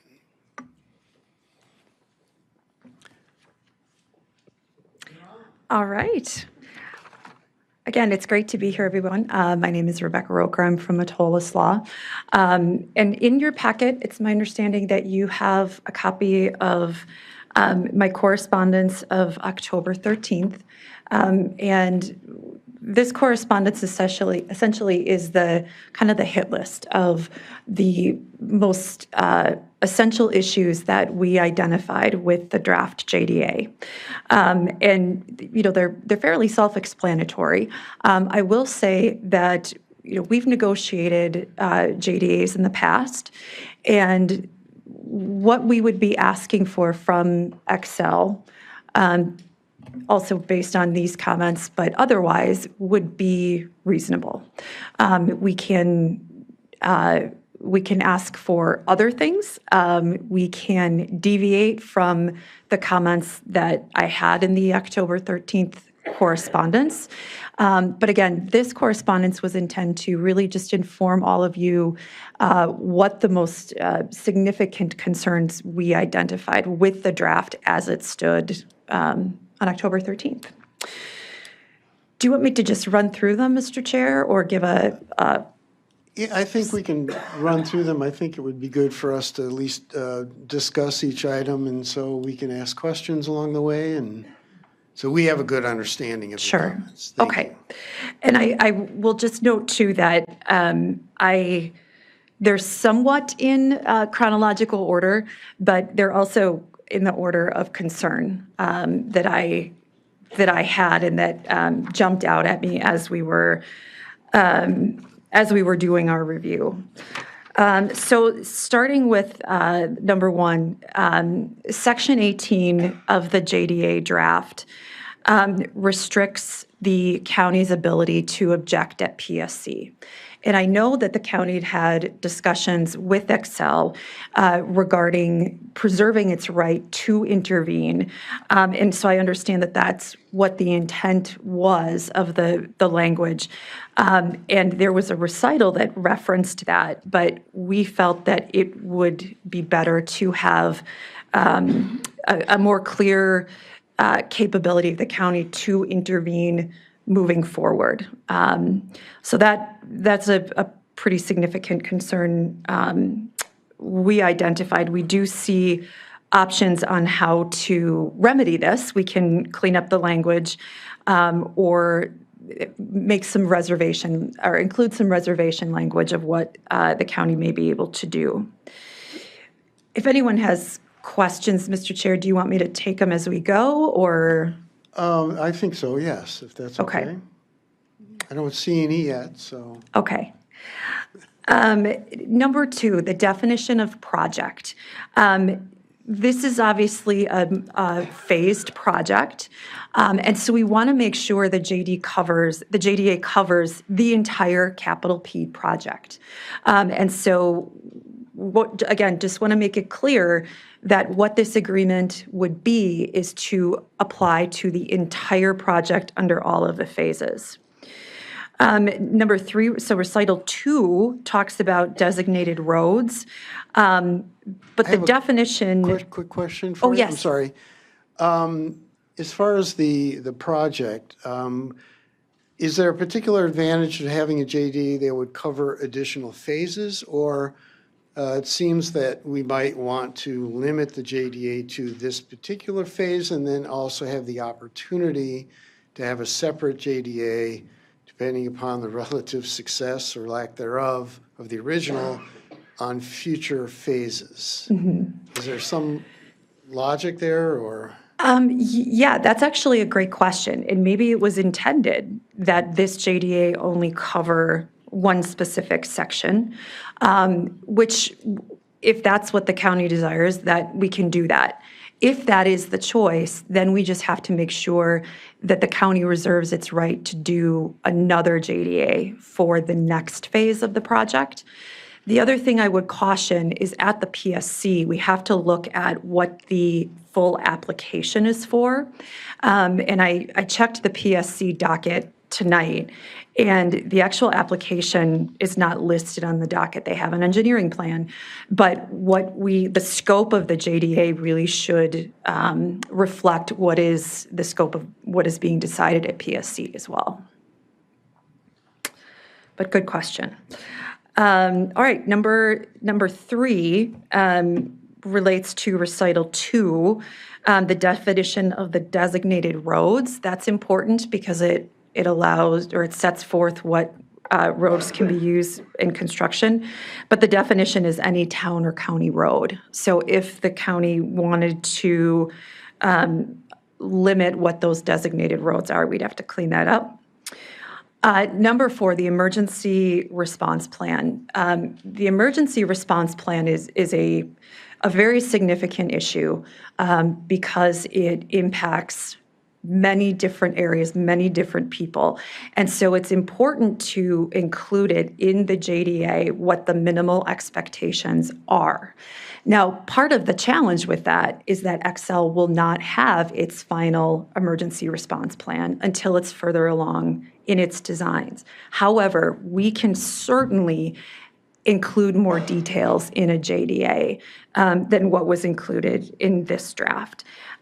We can hone in on items like training, on the cost of training materials, the cost of the training of our first responders itself. We can ask for more meetings, more planning meetings, again, with the understanding the final ERP is not going to be done until they're further along in the design process. But we've had counties who will come with a draft ERP after doing a whole bunch of research and say, this is what we want to see. So that is definitely an option for the county. But again, I highly recommend that we improve the provisions relating to the emergency response plan. The indemnification provision, obviously indemnification is what is going to make the county whole or keep the county from being sued. That's probably the easiest way to understand. Heather, correct me if you disagree. But we want to make sure that the county is protected from any damages, cost claims relating to this facility. But in the draft currently, it is limited to physical damage to the property or physical injury to any person. There are far more injuries or claims that could occur than just physical damage to county property or physical damage to a person. And so we would ask that indemnification scope be increased. Section 15, or number 6, relating to Section 15, compliance with laws, it only requires material compliance. As a lawyer, it raises an interesting question of, well, what is material compliance? Can you kind of comply? What are we going to pick and choose that they kind of comply with? Is it relating to issues that are wholly outside the county's jurisdiction? So we would want some more details on that. And usually what we will recommend is that a JDA state that the operator is going to comply with all applicable laws, period, and stop. Once we start monkeying with which laws they can and can't comply with, it raises a whole host of issues, one of which is, do we have some sort of responsibility for saying, no, you can kind of comply with that one? So we would ask for some clarification on that point. Number 7, so Section 11, the cooperation clause, the language of preventing and correcting any adverse conditions created by the project it's very broad. And so we would also recommend that it state that the county is going to have no responsibility for any such corrections and the indemnification provision applies.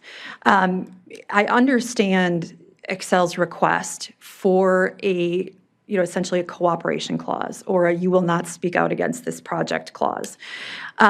However, there's many concerns with a clause like that and being able to restrict your ability to freely state what your opinions are, particularly as elected officials.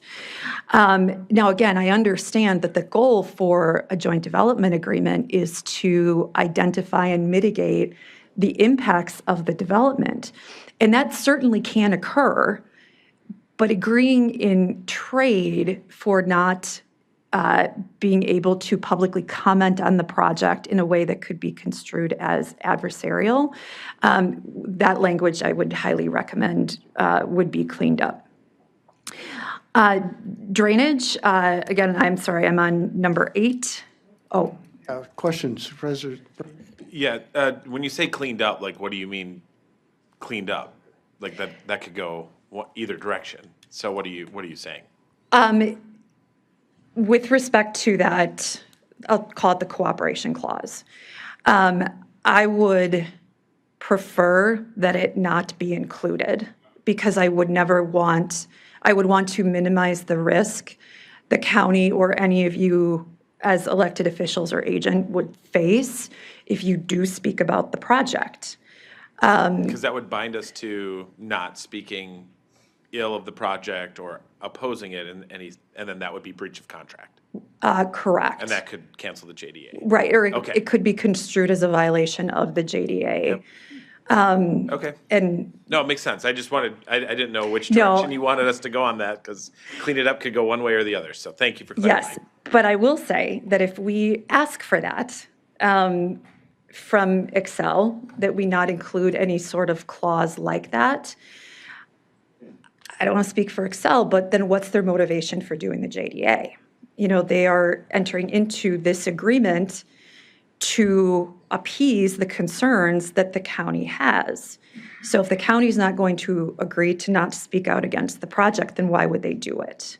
And so that's where I think you can find some middle ground on language stating that, you know, the county is entering into this JDA to address these impacts of the project, but with the recognition that these are elected officials and, you know, everyone is speaking, any elected official may speak on their own behalf, and then clean the language up that way, just to make sure it doesn't create such exposure for all parties involved. All right, any other questions? Okay. So number 8 is relating to section 3D, addresses drainage. The county has no input on drainage issues. And again, you know, as we have talked about in the past, when I was here in February, there are certain things that the county does not have exclusive jurisdiction over. However, when we're negotiating a JDA, if the county has concerns relating to drainage, then maybe we want to include those in this section. Number 9, for under section 2, the roads. So essentially Excel can, it has a very broad ability to use the roads, again, going back to that definition of designated roads. And there are some provisions that require Excel to fix any damage to the roads. Well, that's already in the statutes. The statutes are pretty clear that if a party damages a road, they have to fix that damage.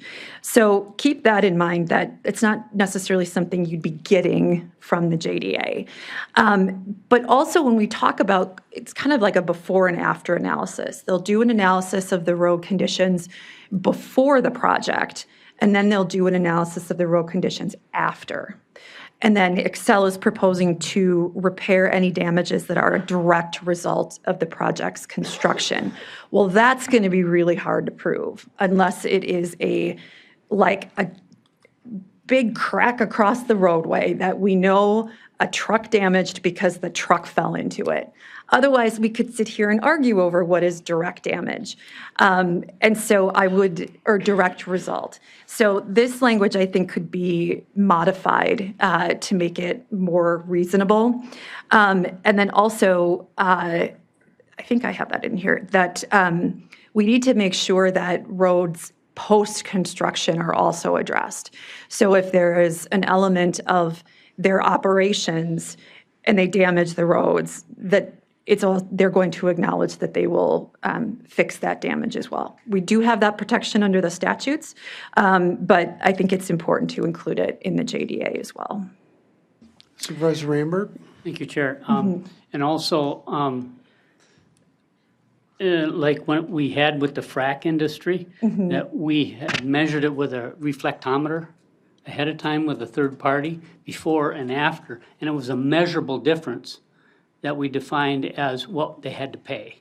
So it can be measured, and that's what our hope is in here, is to allow that to happen with a third party with whatever gadgetry they have nowadays. It's not hocus pocus. It is an actual measurement of the damage, and that we would define it and they would pay that. Yes, and I think I agree that something that specific is helpful, but I would also caution that you may not want to get that specific just based on the science of roadways, and that's where your highway commissioner is going to be an important tool to make sure that what is in this document for assessing damage will appropriately assess that damage. Right, and then they can't argue once we do it that way. Right, right. Okay. Again, those items were kind of the biggest hits, if you will, the most significant concerns that we had.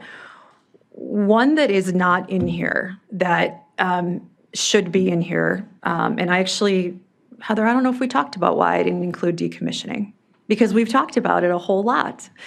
Decommissioning is a significant concern for many reasons. So I would absolutely put on this list decommissioning. There are no Wisconsin statutes on point that tell us what the PSC needs to find for decommissioning. Now, Xcel is a public utility, so there may be some obligations for decommissioning baked into that status as a public utility. But there is nothing in the statutes that require PSC to even approve a decommissioning plan. Some of the decommissioning plans I've seen PSC approve have been, you will decommission it.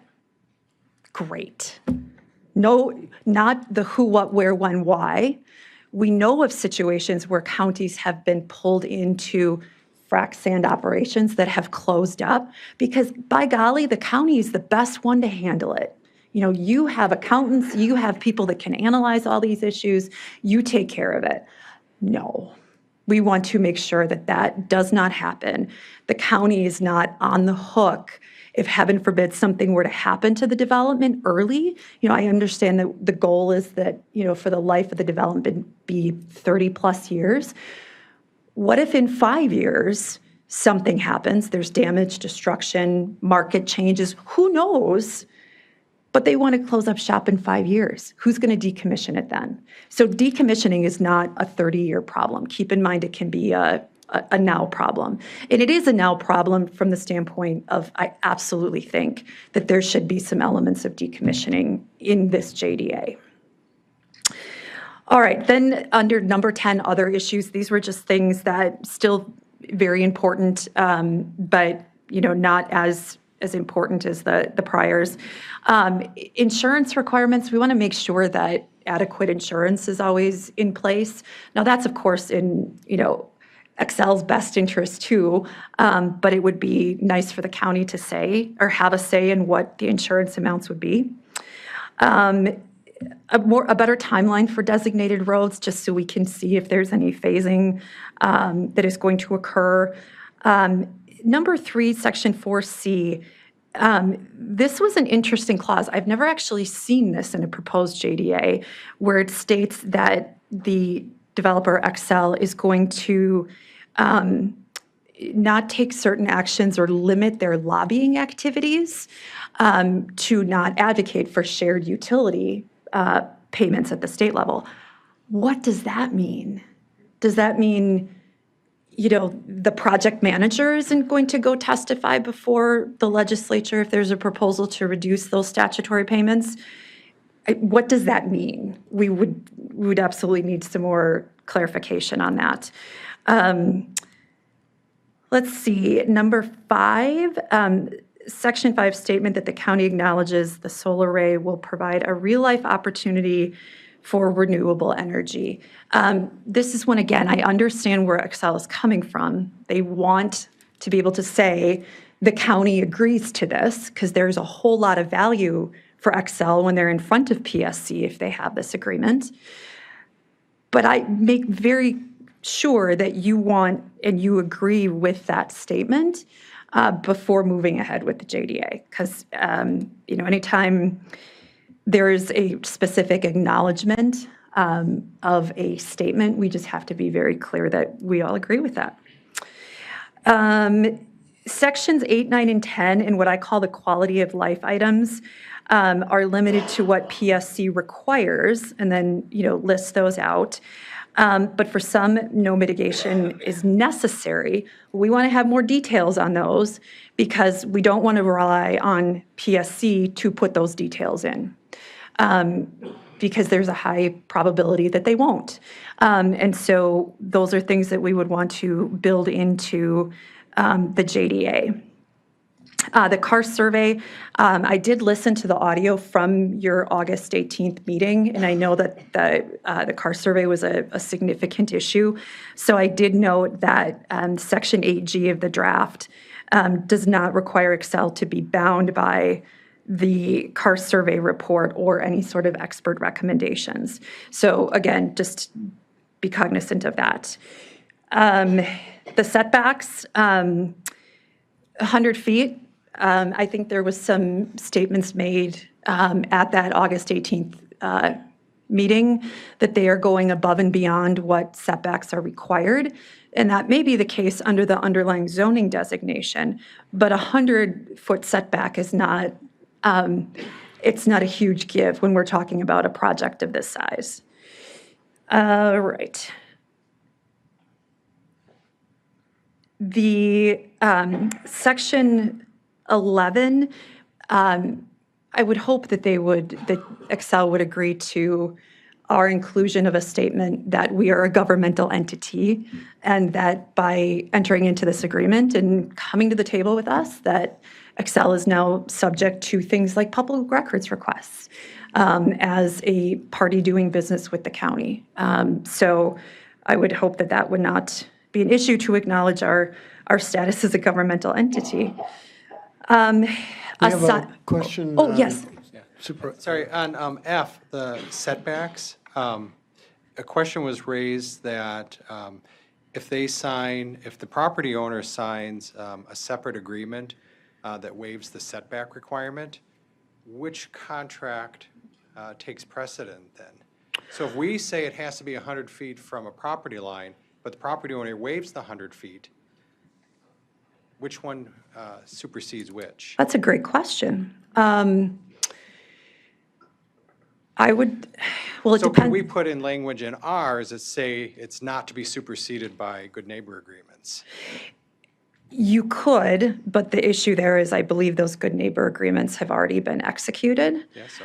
And so if there is a conflict between the terms of this agreement and any good neighbor agreement, we would need to know that, because if there is a conflict, then we would need to resolve that. And I don't know what Excel's ability is to modify those or what the term is or Could you anything just of that say that our nature. setback is this amount not to be superseded by any other agreement? We could, yes. I'm not sure Excel would agree to that, though, if they don't have the ability to change those. Problem now, not mine. Yeah.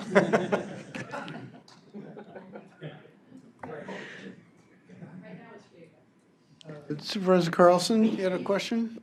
Yeah, I believe that Aaron Prairie just approved ordinance about solar power, and in that, Mr. Van Dyke, let me know if I'm correct, but I believe they wanted 500-foot setbacks in Aaron Prairie, which is where, of course, a lot of the project happens.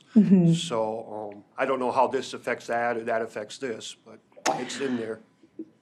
Well, the statutes do tell us what we can and can't have in an ordinance. And so the question is whether that town ordinance would be effective and Excel would be bound by that. And I don't know enough of the background on that ordinance to say whether it would or would not be.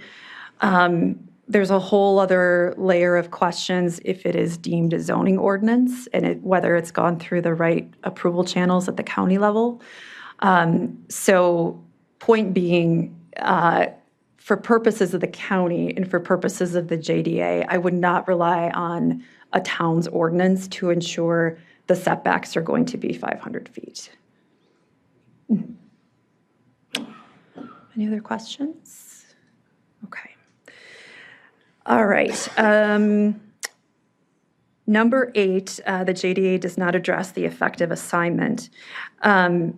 This is an important point because, the business of business is such that you can put operations, put liabilities into a corporation or a entity, and then you can move on. So how do we make sure that whatever is promised in the JDA to mitigate the impacts of the development, that those are going to be adhered to down the road? And so how we do that is including provisions in the JDA that specifically address assignment or address the sale of the project. So that, again, we would highly encourage that those be included. I think those are the highlights. Supervisor Shirley? Just to go back to Ken's question about setbacks. I just happen to have a good neighbor agreement right here. And it says that the owner that signs this is signing a setback waiver. So the owner waives all enforcement of any applicable setback requirements, including a setback requirement described in the applicable county or local zoning ordinance. So they're waiving all setbacks. Now, the land lease agreements, I've seen 2 of them. They're either a 200-foot setback or a 250-foot setback. So quite the opposite spectrum of what Excel is putting out there. Supervisor Adams? Thank you, Chair. Are we able to ask for a relief fund in case this battery system catches fire and it impacts the citizens of St. Croix County? I'm just looking at, in Monterey County, California, they were able to get a Moss Landing Fire Relief Fund, several hundreds of thousands of dollars to compensate. Is that an option?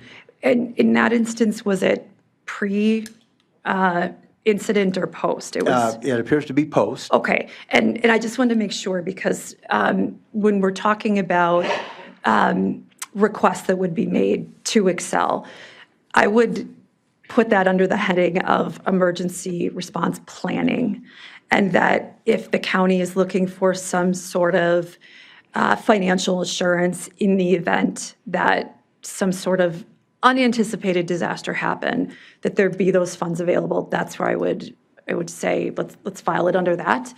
I don't think requesting financial assurances is unreasonable. We ask for them with decommissioning. We can ask for them in other areas of performance. Whether Excel is going to agree to put up some sort of financial assurance to prevent a future accident or incident, I'm not sure. I can tell you that I have not. I haven't asked for that before, so I can't say I have failed or succeeded in making that kind of request for, again, a financial assurance related exclusively to some sort of accident. That being said, we want to make sure that the agreement is clear. The county is not going to have any liability in that type of incident, and that our folks are properly trained. That's important. And that leads me to my next area. So I had Hudson Fire Department craft a list of all the fire entities in St. Croix County, and there's 8 out here. And they're all primarily volunteer members. So I'm really concerned about the training aspect, the equipment, location, cost, all of this. It's going to be tough to ask our neighbors to go into training and stay proficient in case something happens to this thing. So I think there should be a lot more shalls in there with regarding to this emergency response plan and what Excel is going to do, and that Excel will pay for this. They will pay for hazmat suits. They will pay for equipment replacement. Shall. And which I would say is absolutely a reasonable ask, and not an unending fund that the county would have no accountability to. I mean, those are all costs that can easily be documented and submitted for their review. You know, the cost of equipment, the cost of training, the cost of all of these other measures that need to be taken to ensure that the first responders have the ability to respond to this type of incident. So I think, I agree with you. I think that those provisions in an emergency response plan are vital. Keep in mind that Excel may say, well, the emergency response plan has to be approved by PSC. So you're going to be protected when PSC approves it. And I'm sure you all know what my response to that would be. So another reason why we would want to have it in the JDA. Supervisor Rice? Picking up on what Supervisor Adams stated about fire suppression, I'm very concerned about that too. And while we don't have decades of experience of how these BESS type energy systems operate, we do know that there have been some disasters. One of the members of the public here who spoke earlier, Celeste Cobero, shared with us her analysis of the JDA and made several recommendations. What I'd like to be able to do at some point is share that with you. I very much agree with the idea of installing fire suppression materials. It might require, drilling large wells sufficient enough so that we don't have big tankers trying to get out there. We don't have a lot of emergency responders in this particular part of the county, precisely as Could you what speak we- in front of the microphone, please? Oh, I'm sorry, you can't hear me, Greg? No. I'm sorry. Can you hear me now? It's on, you just got. It's on, I'm sorry, I was leaning too far back. All right, so I'd like to be able to share this with you, but I do believe that as part of any JDA, we would want to include fire suppression materials, an emergency response. Beyond a plan, we need to have the equipment and the materials there wherever there is a high risk of fire. And to have the energy company pay for it. The county shouldn't have to pay for that. I'd like to also go back to one of the items that you shared earlier, and it has to do, we spent a lot of time talking about, our limiting of our liability, indemnification. One of the examples that's come up tonight in other public comment has to do with a long-term liability that we had on a landfill. So I'd want to make sure, at this point, we don't have decades of experience as a country in trying to figure out, long-term what the results of large-scale solar is.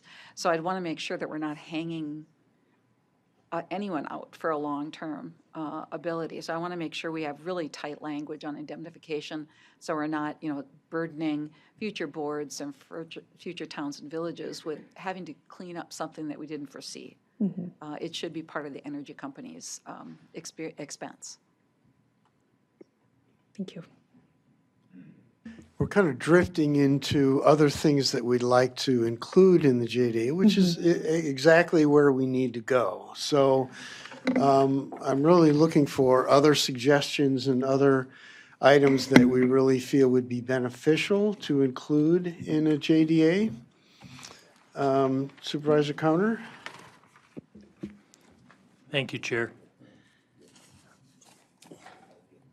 One of the concerns that I've had is after having Xcel Energy here with their team was as they spoke to us, it seemed like they were very, very vague about the project, and they did not give us really the scope of the work or the entire project. And even when based on direct questions during our meeting here, we asked if there would be battery storage, and they said, no, absolutely not in this phase. If I recall correctly, I'm seeing a lot of yeses. So that's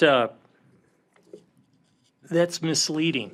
And it really hurts the ability to create a trust with them that they're going and, that they're being forthright with us. And this transparency issue to me is critical when you're trying to negotiate and make the right decisions based on the concerns of all the people that are dealing with this. With that in mind, I'm very reserved about how to proceed with this, waiting upon a lot of where you'll be going with this. So I'll rely on you specifically, being the expert in the field and making sure that we move in the right directions. But one of the things I was also part of was the contamination of the New Richmond landfill, and I watched how we had 3 square miles of area that was in the township that I represented at the time, and watched how the large corporations that were the main instigators of the issues, they were able to buy their way out. And then they left, again, the local municipalities holding a forever debt to try to take care of these things. And one of the things that I am concerned about is that they don't have methods of being able to have a trickery or a way to circumvent the legal system to provide a way that they can, in a catastrophic event, that they can kind of wash their hands of it and walk away and then leave everybody else, now what do we do? I don't want to be in that situation. I've dealt with this before, and it's a forever thing. So I really want to strongly see wording in there to ensure the liability. In my best world, I'd love to see it where if they claim that there's never going to be an issue.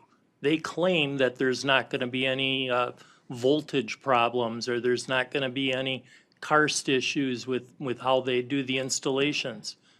If they're willing to go that far and they really strongly know for a fact that this is not ever going to be a problem, then leave it to their, to sign on that, okay, well then, if it were in my world, it'd be then the customer base would have the liability in the future if something goes awry, so that we have the ability to pay for this and to take care of it. Because if you're talking about an area where this is the headwaters of a huge amount of watershed going to serve New Richmond, Hammond, Hudson, Roberts, Baldwin, many communities, you're talking for our county that you could be talking over 30,000 people that would have an impact from this. And all of us rely on that water table. So, when you're talking catastrophic, you're not talking millions anymore. So we really need to look at this from the liability standpoint and ensuring that in the end, that we're protected. Thank you. Supervisor Burning? So one thing I want to make clear is that there's a big difference between putting this on a manure digester or 3M or some big company that's coming in, a manufacturer that's making fish hooks or toys for kids that may have some sort of pollutants. This is a forced monopoly on us, and I say this with respect to the two other people sitting next to me. I hear a lot of people say, well, they don't service Wisconsin. Well, the last I checked on my Xcel Energy app, I pay for electricity and I pay for natural gas from Xcel Energy in the city of Hudson. So as an Xcel Energy customer, and I'm not sure about the village of North Hudson, but okay, all right, so the three to my right, if this goes awry, if there's burdens on the energy company, if there are ramifications, it's not necessarily those in the co-op that are going to pay for it, or some other energy, We Energies or whoever else is. It's the Xcel Energy customer base or the taxpayer, but I'm going to assume they're going to go after the company, which in turn, I got to have heat in the winter. I don't have to have AC in the summer, but not comfortable. So my neighbors are the ones that are going to pay if this project goes awry at any point in time. So I just want everyone to remember that when we're going into this, that yes, Xcel Energy does supply energy to the city of Hudson and the village of North Hudson. They do supply natural gas. And it's my neighbors, and this is why I'm passionate about this, because if this does go awry, my neighbors are the ones that are going to pay for it along with me. So then I got to hear it from my wife, why our energy bill's so high. Anyway, so yeah, that's just what I wanted to say in regards to that. And then when it comes to decommission, I have read and heard stories on old utilities, not third-party utilities, but utilities that have gone out of business, and the mess that has been left behind falls on a company that buys them out of default. And who pays for that? It's the customer base. So remember that when we're going into these negotiations and when we're going in to do whatever it is we're going to end up doing, that the customer pays for this in the long run in a forced manner, not a choice manner. You have other suggestions? Supervisor Van Sumeren. More of a question. We talked about roads and it talks about county roads. It does mention town roads just in one place. Do the towns have to negotiate the road repairs separate from the county, or does the town allow the county to do that? Does it have to be permission there Yeah. from the towns? Let's talk about that. Is that okay if I kind of segue a little bit? So at this point in time, this is my understanding, is that the agreement is between the county and Excel. The towns may join in the JDA. Oftentimes, many towns will join in the JDA. I am most frequently county counsel. What we always make very clear is that we are legal counsel for the county. Sometimes counties will request that towns be included in a discussion, but then knowing at the end of the day that they are county representatives and we are negotiating on behalf of the county. So I don't know where the discussions stand with respect to the town joining in the JDA, or if they even have a desire to. But frequently, towns and counties will be party to one JDA.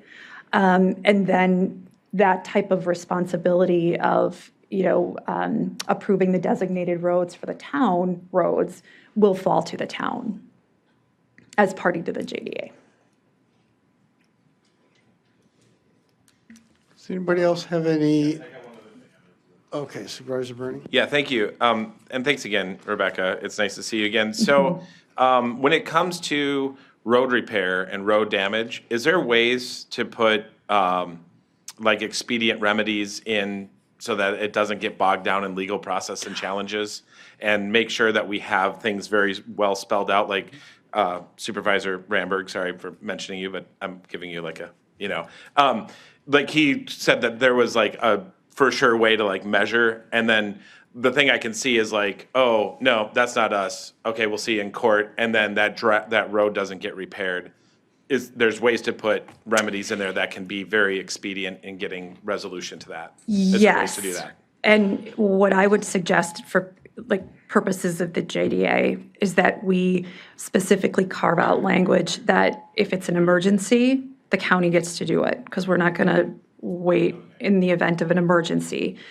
If it's not an urgent emergency, or it's not something that rises to the level of a public hazard, we can include some timelines that, we provide notice, they have to respond within 5 days.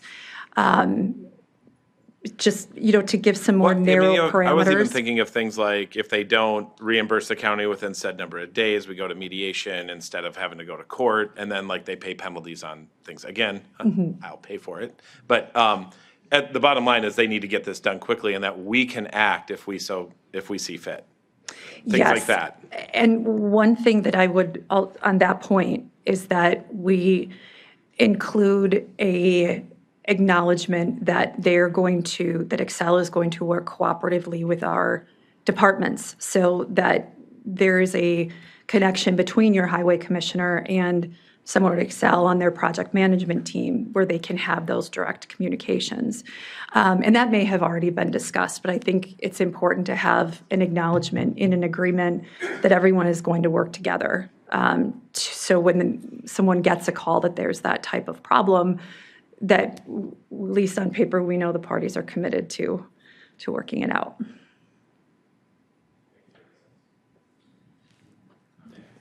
Any other comments, Supervisor Cowner? Just one other thing here, quick. Because of the position that we're in right now, and we don't really have the full scope of the project, they have not been totally transparent with all the pieces, as we're getting bits and pieces as we come along. In the developers agreement, is there a way to also address that this developers agreement can be, as more pieces come in, that we have the right to renegotiate the pieces that we don't even know exist at this date? Otherwise, they're kind of putting us on the spot. We're supposed to sign this thing off, and it's kind of a blank document that we're giving the impression that we're in agreement with everything that we don't even know what we're agreeing to. We'll get to that in closed session, won't we? That's probably more of the strategy part. Okay, thank you. That's,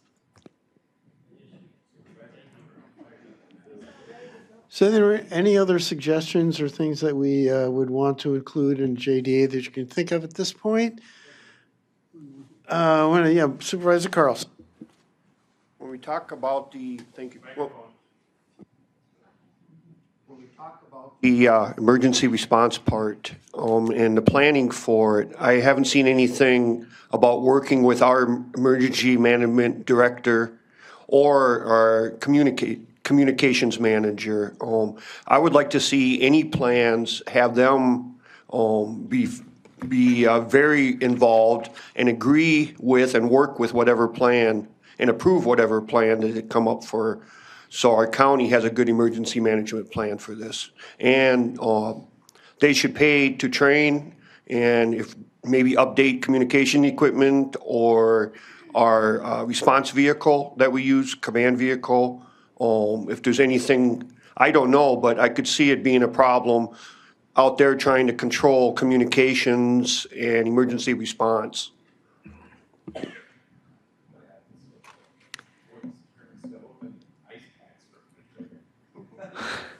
Okay, any other comments for Rebecca?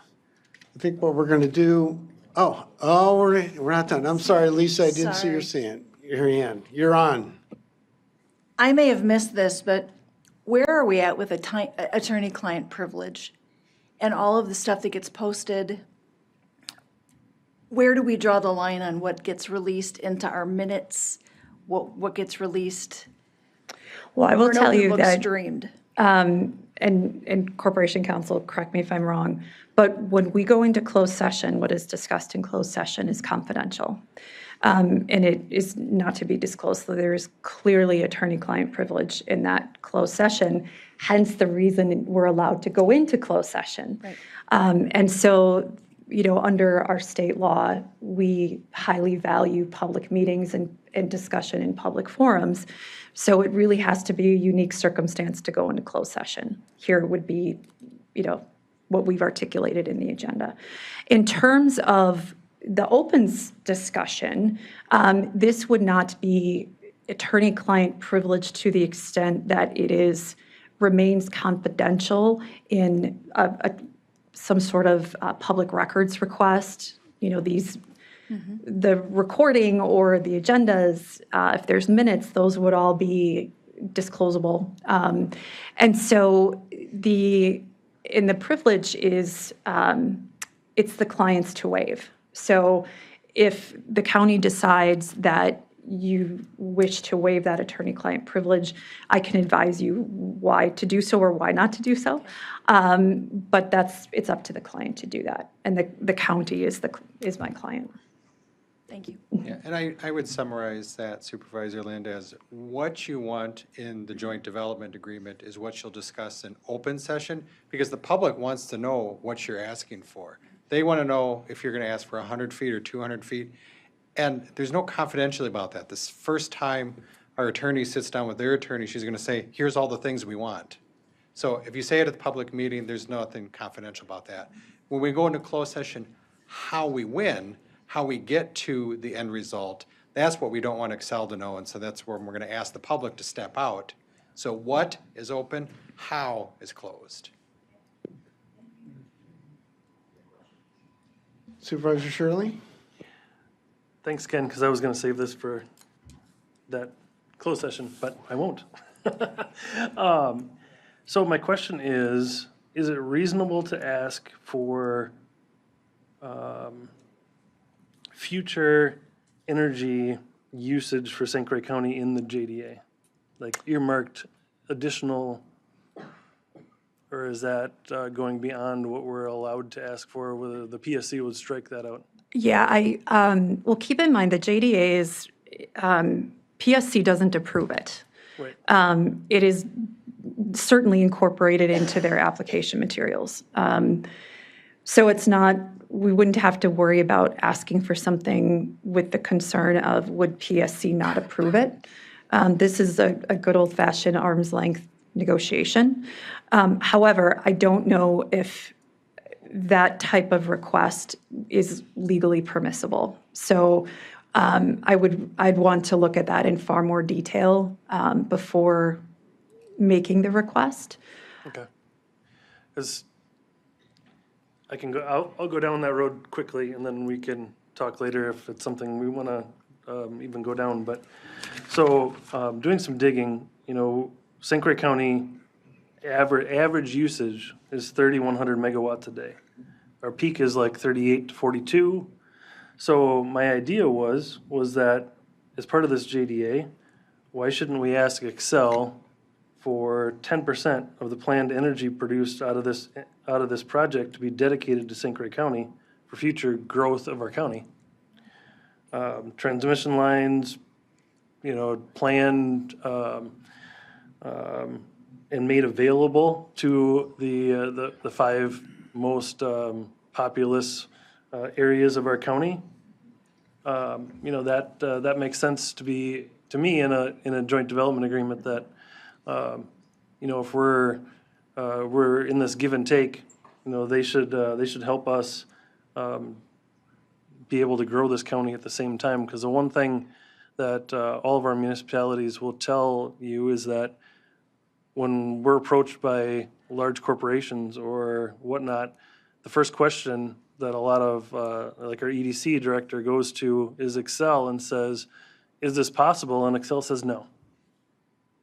So if we want to clearly grow this county, then I think that's a reasonable ask to me.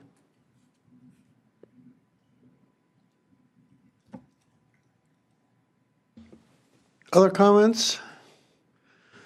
Okay, well, that's okay. You know what? I'm going to allow you to speak because you're the town chair of Hammond. And so if you would like Paul if you have a particular request, I will allow you to speak. So my question. Yes, please come to the microphone. So everything that's been discussed currently is fantastic. But at what point, and I know that St. Croix County means everybody that's in St. Croix County. I'm the town chair of Hammond. John Van Dyke is the town chair of Aaron Prairie.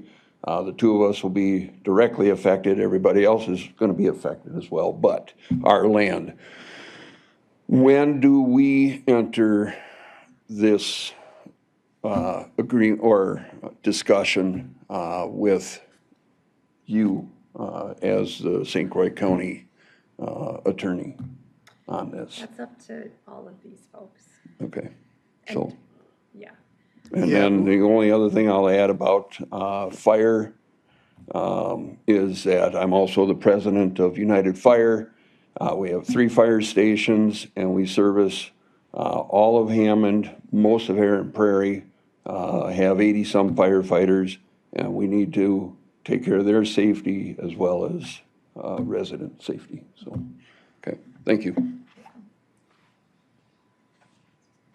Okay, at this point, we are going to take almost Supervisor. Okay, go ahead, Supervisor Carlson. I forget his name. I forget his name. Rain Warren. Should we include him in the closed section? Can we, even though he's not a supervisor yet? I assume he's going to be, and it'd be good for him to be able to learn and ask also. And thank you. I was going to bring that up, and unless anybody has any objections, I would think it would be beneficial to have him in the room for the closed session, unless anybody objects. Okay, thank you. Yeah, the county board chair can invite anyone they want to into a closed session. The board can overrule the chair. So there's the checks and balances. Okay, so he has not been appointed, nor does he have like the oath or anything that would bind him necessarily, not that he would say anything or not that he's not going to get approved. I object. Okay, well, we have one objection. Does anyone else object? Supervisor Barkalow. Supervisor Rice, you'd like to comment, or are you objecting? I'm objecting to the objection. Okay. This is ridiculous. I mean, take a look at the profile of this candidate. This is a ridiculous objection. And I have to say, I mean, we have a newly appointed county board member here, and in the first time seated, made votes on JDA and this project, and nobody objected to that, even though we've been discussing it. So I don't mean to point someone out, I'm not going to mention by name, but come on, you guys. Let's be adults. Say that? It's your decision. They can vote to override your Okay. My preference is to allow him to be included in the closed session. And if anyone would like to have a vote on that, we'd be more than happy to do that. Motion by Burning to vote, second by Shirley. And discussion, Supervisor Shirley? Yeah, point of order actually on this. I'm calling a point of order. What, is this the chair's prerogative? Is it something that we vote on? I don't know what the procedure is on this because this is new to me. I've never, in anything that I've presided over, I've never let anybody that's not a part of the board sit in. And again, not that he's not part of it. So my point of order is, what is the proper way of going about this to either approve or deny this, and who has the purview over it? Yeah, so, yep, the closed session, who's permitted in a closed session is up to the chair of that board or committee. So they decide. So whether Jason's allowed in or not allowed in, whether I'm allowed in or not allowed in, is up to the chair. So we make some assumptions about who is. The elected body is always allowed in. So you all are allowed in. If you disagree with that, if you don't want Jason in the room, and they're like, why isn't Jason leaving? Well, the chair said he could stay. I don't want Jason in the room. I don't think it's appropriate for that level staff to be in here. I would ask that he be excluded from the closed session. And so that's what you're doing with Mr. Rowan, is he's not confirmed by the board yet. He's been nominated but not confirmed. It's later on the agenda. That's your decision to make. The chair has said he thinks it should be. My understanding is that you have a motion to exclude him from the closed session? Yes or no? Yep, go ahead. But may I withdraw that for a moment, and then, or we discuss, there's a motion and a second, and is that proper? Yeah, my understanding is that you've made the motion, Supervisor Shirley seconded it, to exclude Wayne Rowan from the closed session. But it is the chair's purview on it. Yes. Then I'm going to withdraw my motion, and I'm going to allow the chair to use his purview. That's why he's the chair. I don't want to make that decision. So I'm withdrawing my motion. I don't think that the chair's prerogative, so please make a decision. I've made a decision on that, thank you. Okay, now, Supervisor Berkalow, On a non-related issue, I wanted to introduce another public record, the notice to demand to protect the people's health, safety, prosperity, and happiness. That notice that we got this afternoon. So I don't know if this is the proper time to do that, but I would like that to be entered into the public record, and I plan on acting on it to the best of my ability. I was elected by these constituents. They are from the area that will be affected by this facility, and so I will do whatever I can possibly to prevent this from going forward, whether that's on the county board or if that's in front of the PSC. So. Okay, done. Thank you. All right, before anybody else says anything else, we're going to take a 10-minute break. 7:45. Let's move on to our next agenda item, and that is the option to go into closed session. I won't read this whole thing, but basically to discuss our strategy in negotiating with Xcel Energy. We do have to have a motion. Motion, Mr. Chairman, I move that we convene in closed session pursuant to the rest of the item identified in business item number 2. and a second? Second, Supervisor Adams. We will do a roll call vote. Hey, Jason, could you open that door? Just for right now.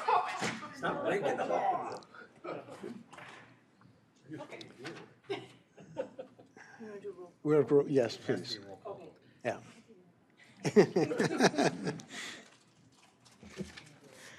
Chair Long?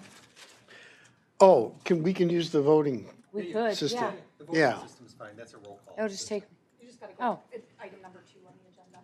Oh. What? I'm not currently right there, but I'll be there in a second.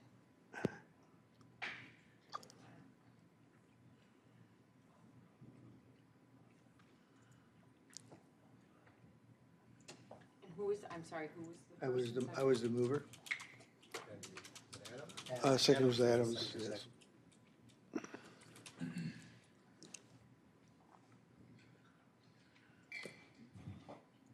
And just for the record, I'm going to read the whole agenda item because we're going to closed session. So the motion is to convene into closed session pursuant to Wisconsin Statute 19.851G for conferring with legal counsel for the governmental body who is rendering oral or written advice concerning strategy to be adopted by the body with respect to litigation in which it is likely to become involved regarding the 10 Mile Creek Solar Project and strategy for the matter before the Public Service Commission of Wisconsin. Motion by Supervisor Fiedler, second by Supervisor Adams.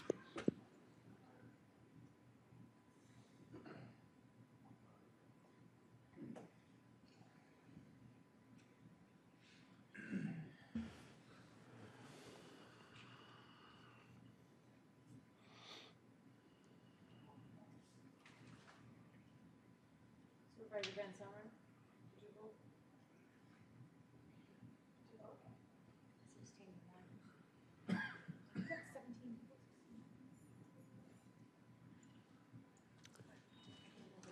There we go. And that motion passes 16-1. Thank you. As far as closed session, I hadn't really thought about it. Does anyone have any objection to having Jason in our session since he's been involved in the negotiation previously?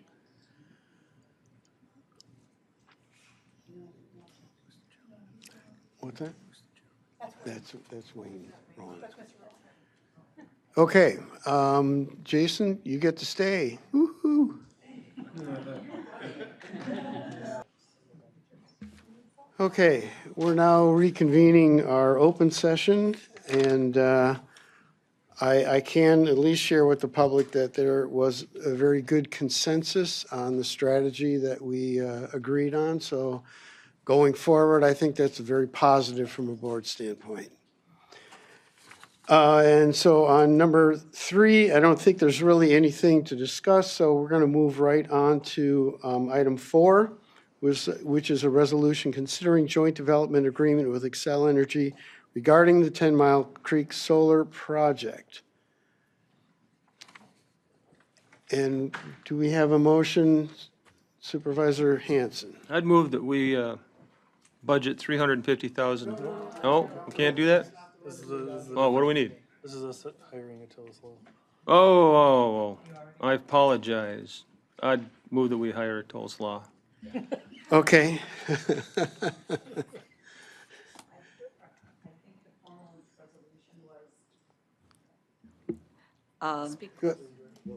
Resolution. Move to adopt resolution number 49. Right? Resolution fine. on status of joint development. Is that the one that you moved on? That is the one. I'll second that. That's what I said. Okay, and a second by Supervisor Rice. Do we have any discussion on this particular resolution?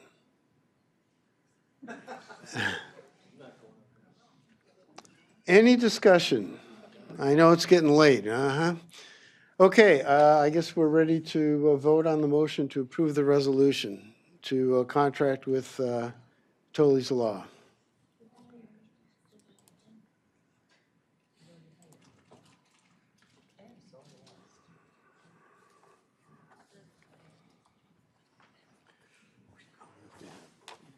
First, Paul's going to do a motion to approve the budget. And then thank you. That passes 16 to 1. 16-0, 1 abstention. Okay, now we're moving on to number 5, a resolution adopting the 2026 budget and establishing the tax levy. Supervisor Burning? Yep, I'll make a motion to approve resolution number 50, resolution adopting 2026 budget and establishing tax levy. And do we have a second? Supervisor Hanson. Discussion. I'd like to make an amendment. That we change the, I don't know the line number for additional legal fees. 52,117 from $77,000 to, it would be $352,000. Second. All right, there's a motion to amend the budget, whatever the line item happens to be in the Corporation Council's budget, amending that from 77 to 352. Discussion. Anyone have any thoughts on the amount? Supervisor Shirley? So the thought behind this dollar amount is that if we were in need of a lawsuit after the PSC, it would not be in the 2026 budget, it would be in the 2027 budget, which is why we came to the number that we came to. Supervisor Rice? I agree that that's the consensus we came to, which then begs the rationale of why 350. 350 was on the high end of what we thought we might need. To me, it feels like too much. I'm willing to concede that some people wanted to do this more as a gesture than, because the majority of the funds won't be needed next year. I'd like to see us come in at a lower number, but I'm also willing to concede that we need to move this along. So. Other questions, comments? Supervisor Coner? The one thing we want to bring up is just the fact that currently we do not have anything tangible yet from Xcel Energy as far as where this project is and all of the intricacies and the components to it to know exactly what we need to make things happen. So we are going to be more reliant on the our retained law firm to be the watchdog of this, to look into it, and to make the best recommendations possible to us as to what movements we should make and where to go and what's in the best interest for the residents, for the county. And with that in mind, if for any reason something becomes on the fringe, we always have the option to come for a budgetary adjustment, which would take a 2/3 vote. But at that point, there would be very strong evidence of why we would need to do something like that. Supervisor Shirley? I have a point of order question. We have an amendment to change the amount of money. Do we need in the amendment where the money's coming from? I was going to automatically offset it with line 49310, the fund balance applied, because that was the whole intention behind that money. So I was interpreting that motion to be that way. So it'll remain a balanced budget. Okay, other comments, questions? All right, seeing none, we're ready to vote on the amendment to amend the line item from 77 to 352.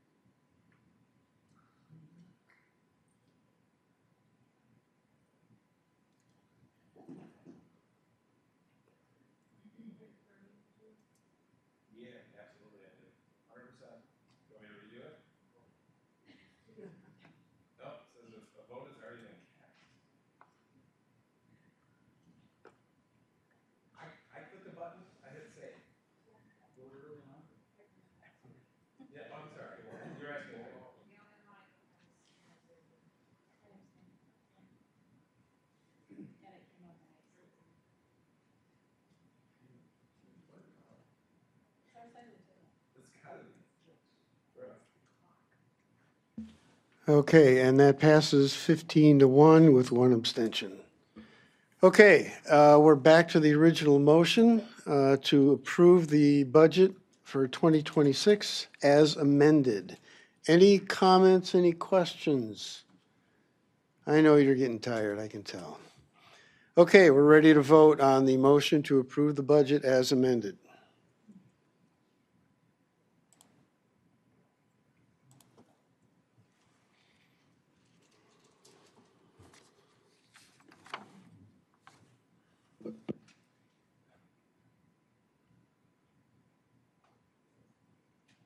That passes unanimously. Thank you. Okay, we're almost done. Two items. Oh, two items, I'm sorry. Oh, almost forgot. Gonna leave you in the lurch. All right, we got a resolution implementing additional step increases for employees with more than 5 years of service in current position below step 5 on the wage grid. Do we have a motion? Yeah, I'll make a motion to approve resolution number 51, resolution implementing additional step increases for employees with more than 5 years of service in current position and below step 5 on wage grid. And we have a second, Supervisor Carlson. Discussion, would someone like to? Would you like to? I think so. I think I got it. Audrey's not here to correct me. So this is, they found a group of employees that as they were here in tenure, their position on the wage grid went backwards even though their income was going up. So it wasn't coinciding with other employees in other counties. So we were underpaying these particular set of employees. So we're just doing this to adjust it to be fair and equal other counties so we don't lose our employees. How's that sound? Is that right? Totally. Pretty close. Okay, any questions or comments? Supervisor Counter. Correct me if I'm wrong, but wasn't that at a cost of about, for all of them, about 45,000 for the, I'm just trying to go from memory, but I think it was somewhere in that. Oh, it's in there? Okay, thank you. Oh, good guess. Thank you. Okay, Supervisor Hanson. So I've rolled this out a lot of times, but everybody in my family except me has been a county employee at one point or another. And I think what we can do for employee morale is so important. And this is definitely going to help. This is really good. I appreciate this. Other comments, questions? Otherwise, we're ready to vote on the resolution, the motion to approve the resolution implementing additional step increases.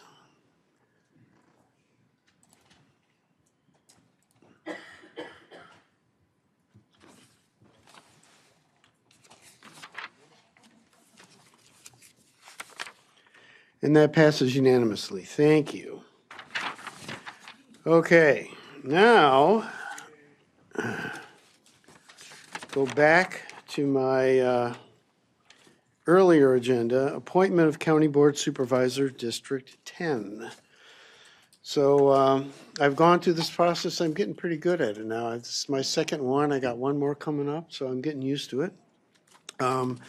But I was very impressed with our candidate, Wayne Rowan. And I think if you reviewed his resume, you would see that he's going to be a very good fit for our board. So I'm very happy to recommend him.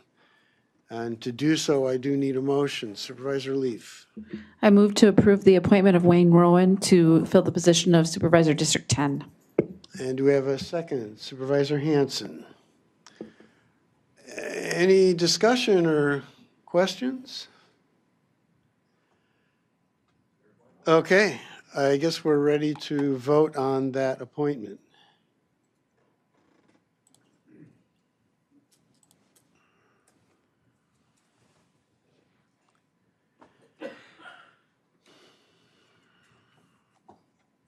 And that passes unanimously. Thank you and congratulations, Wayne.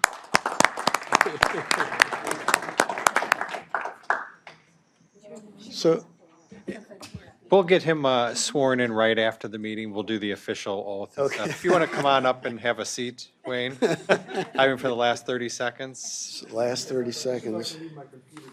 Yeah. There's no more voting agenda items for this evening. No. All right. Any requests for future agenda items? Requests for future agenda items? Seeing none. Oh, what? Oh, I'm sorry.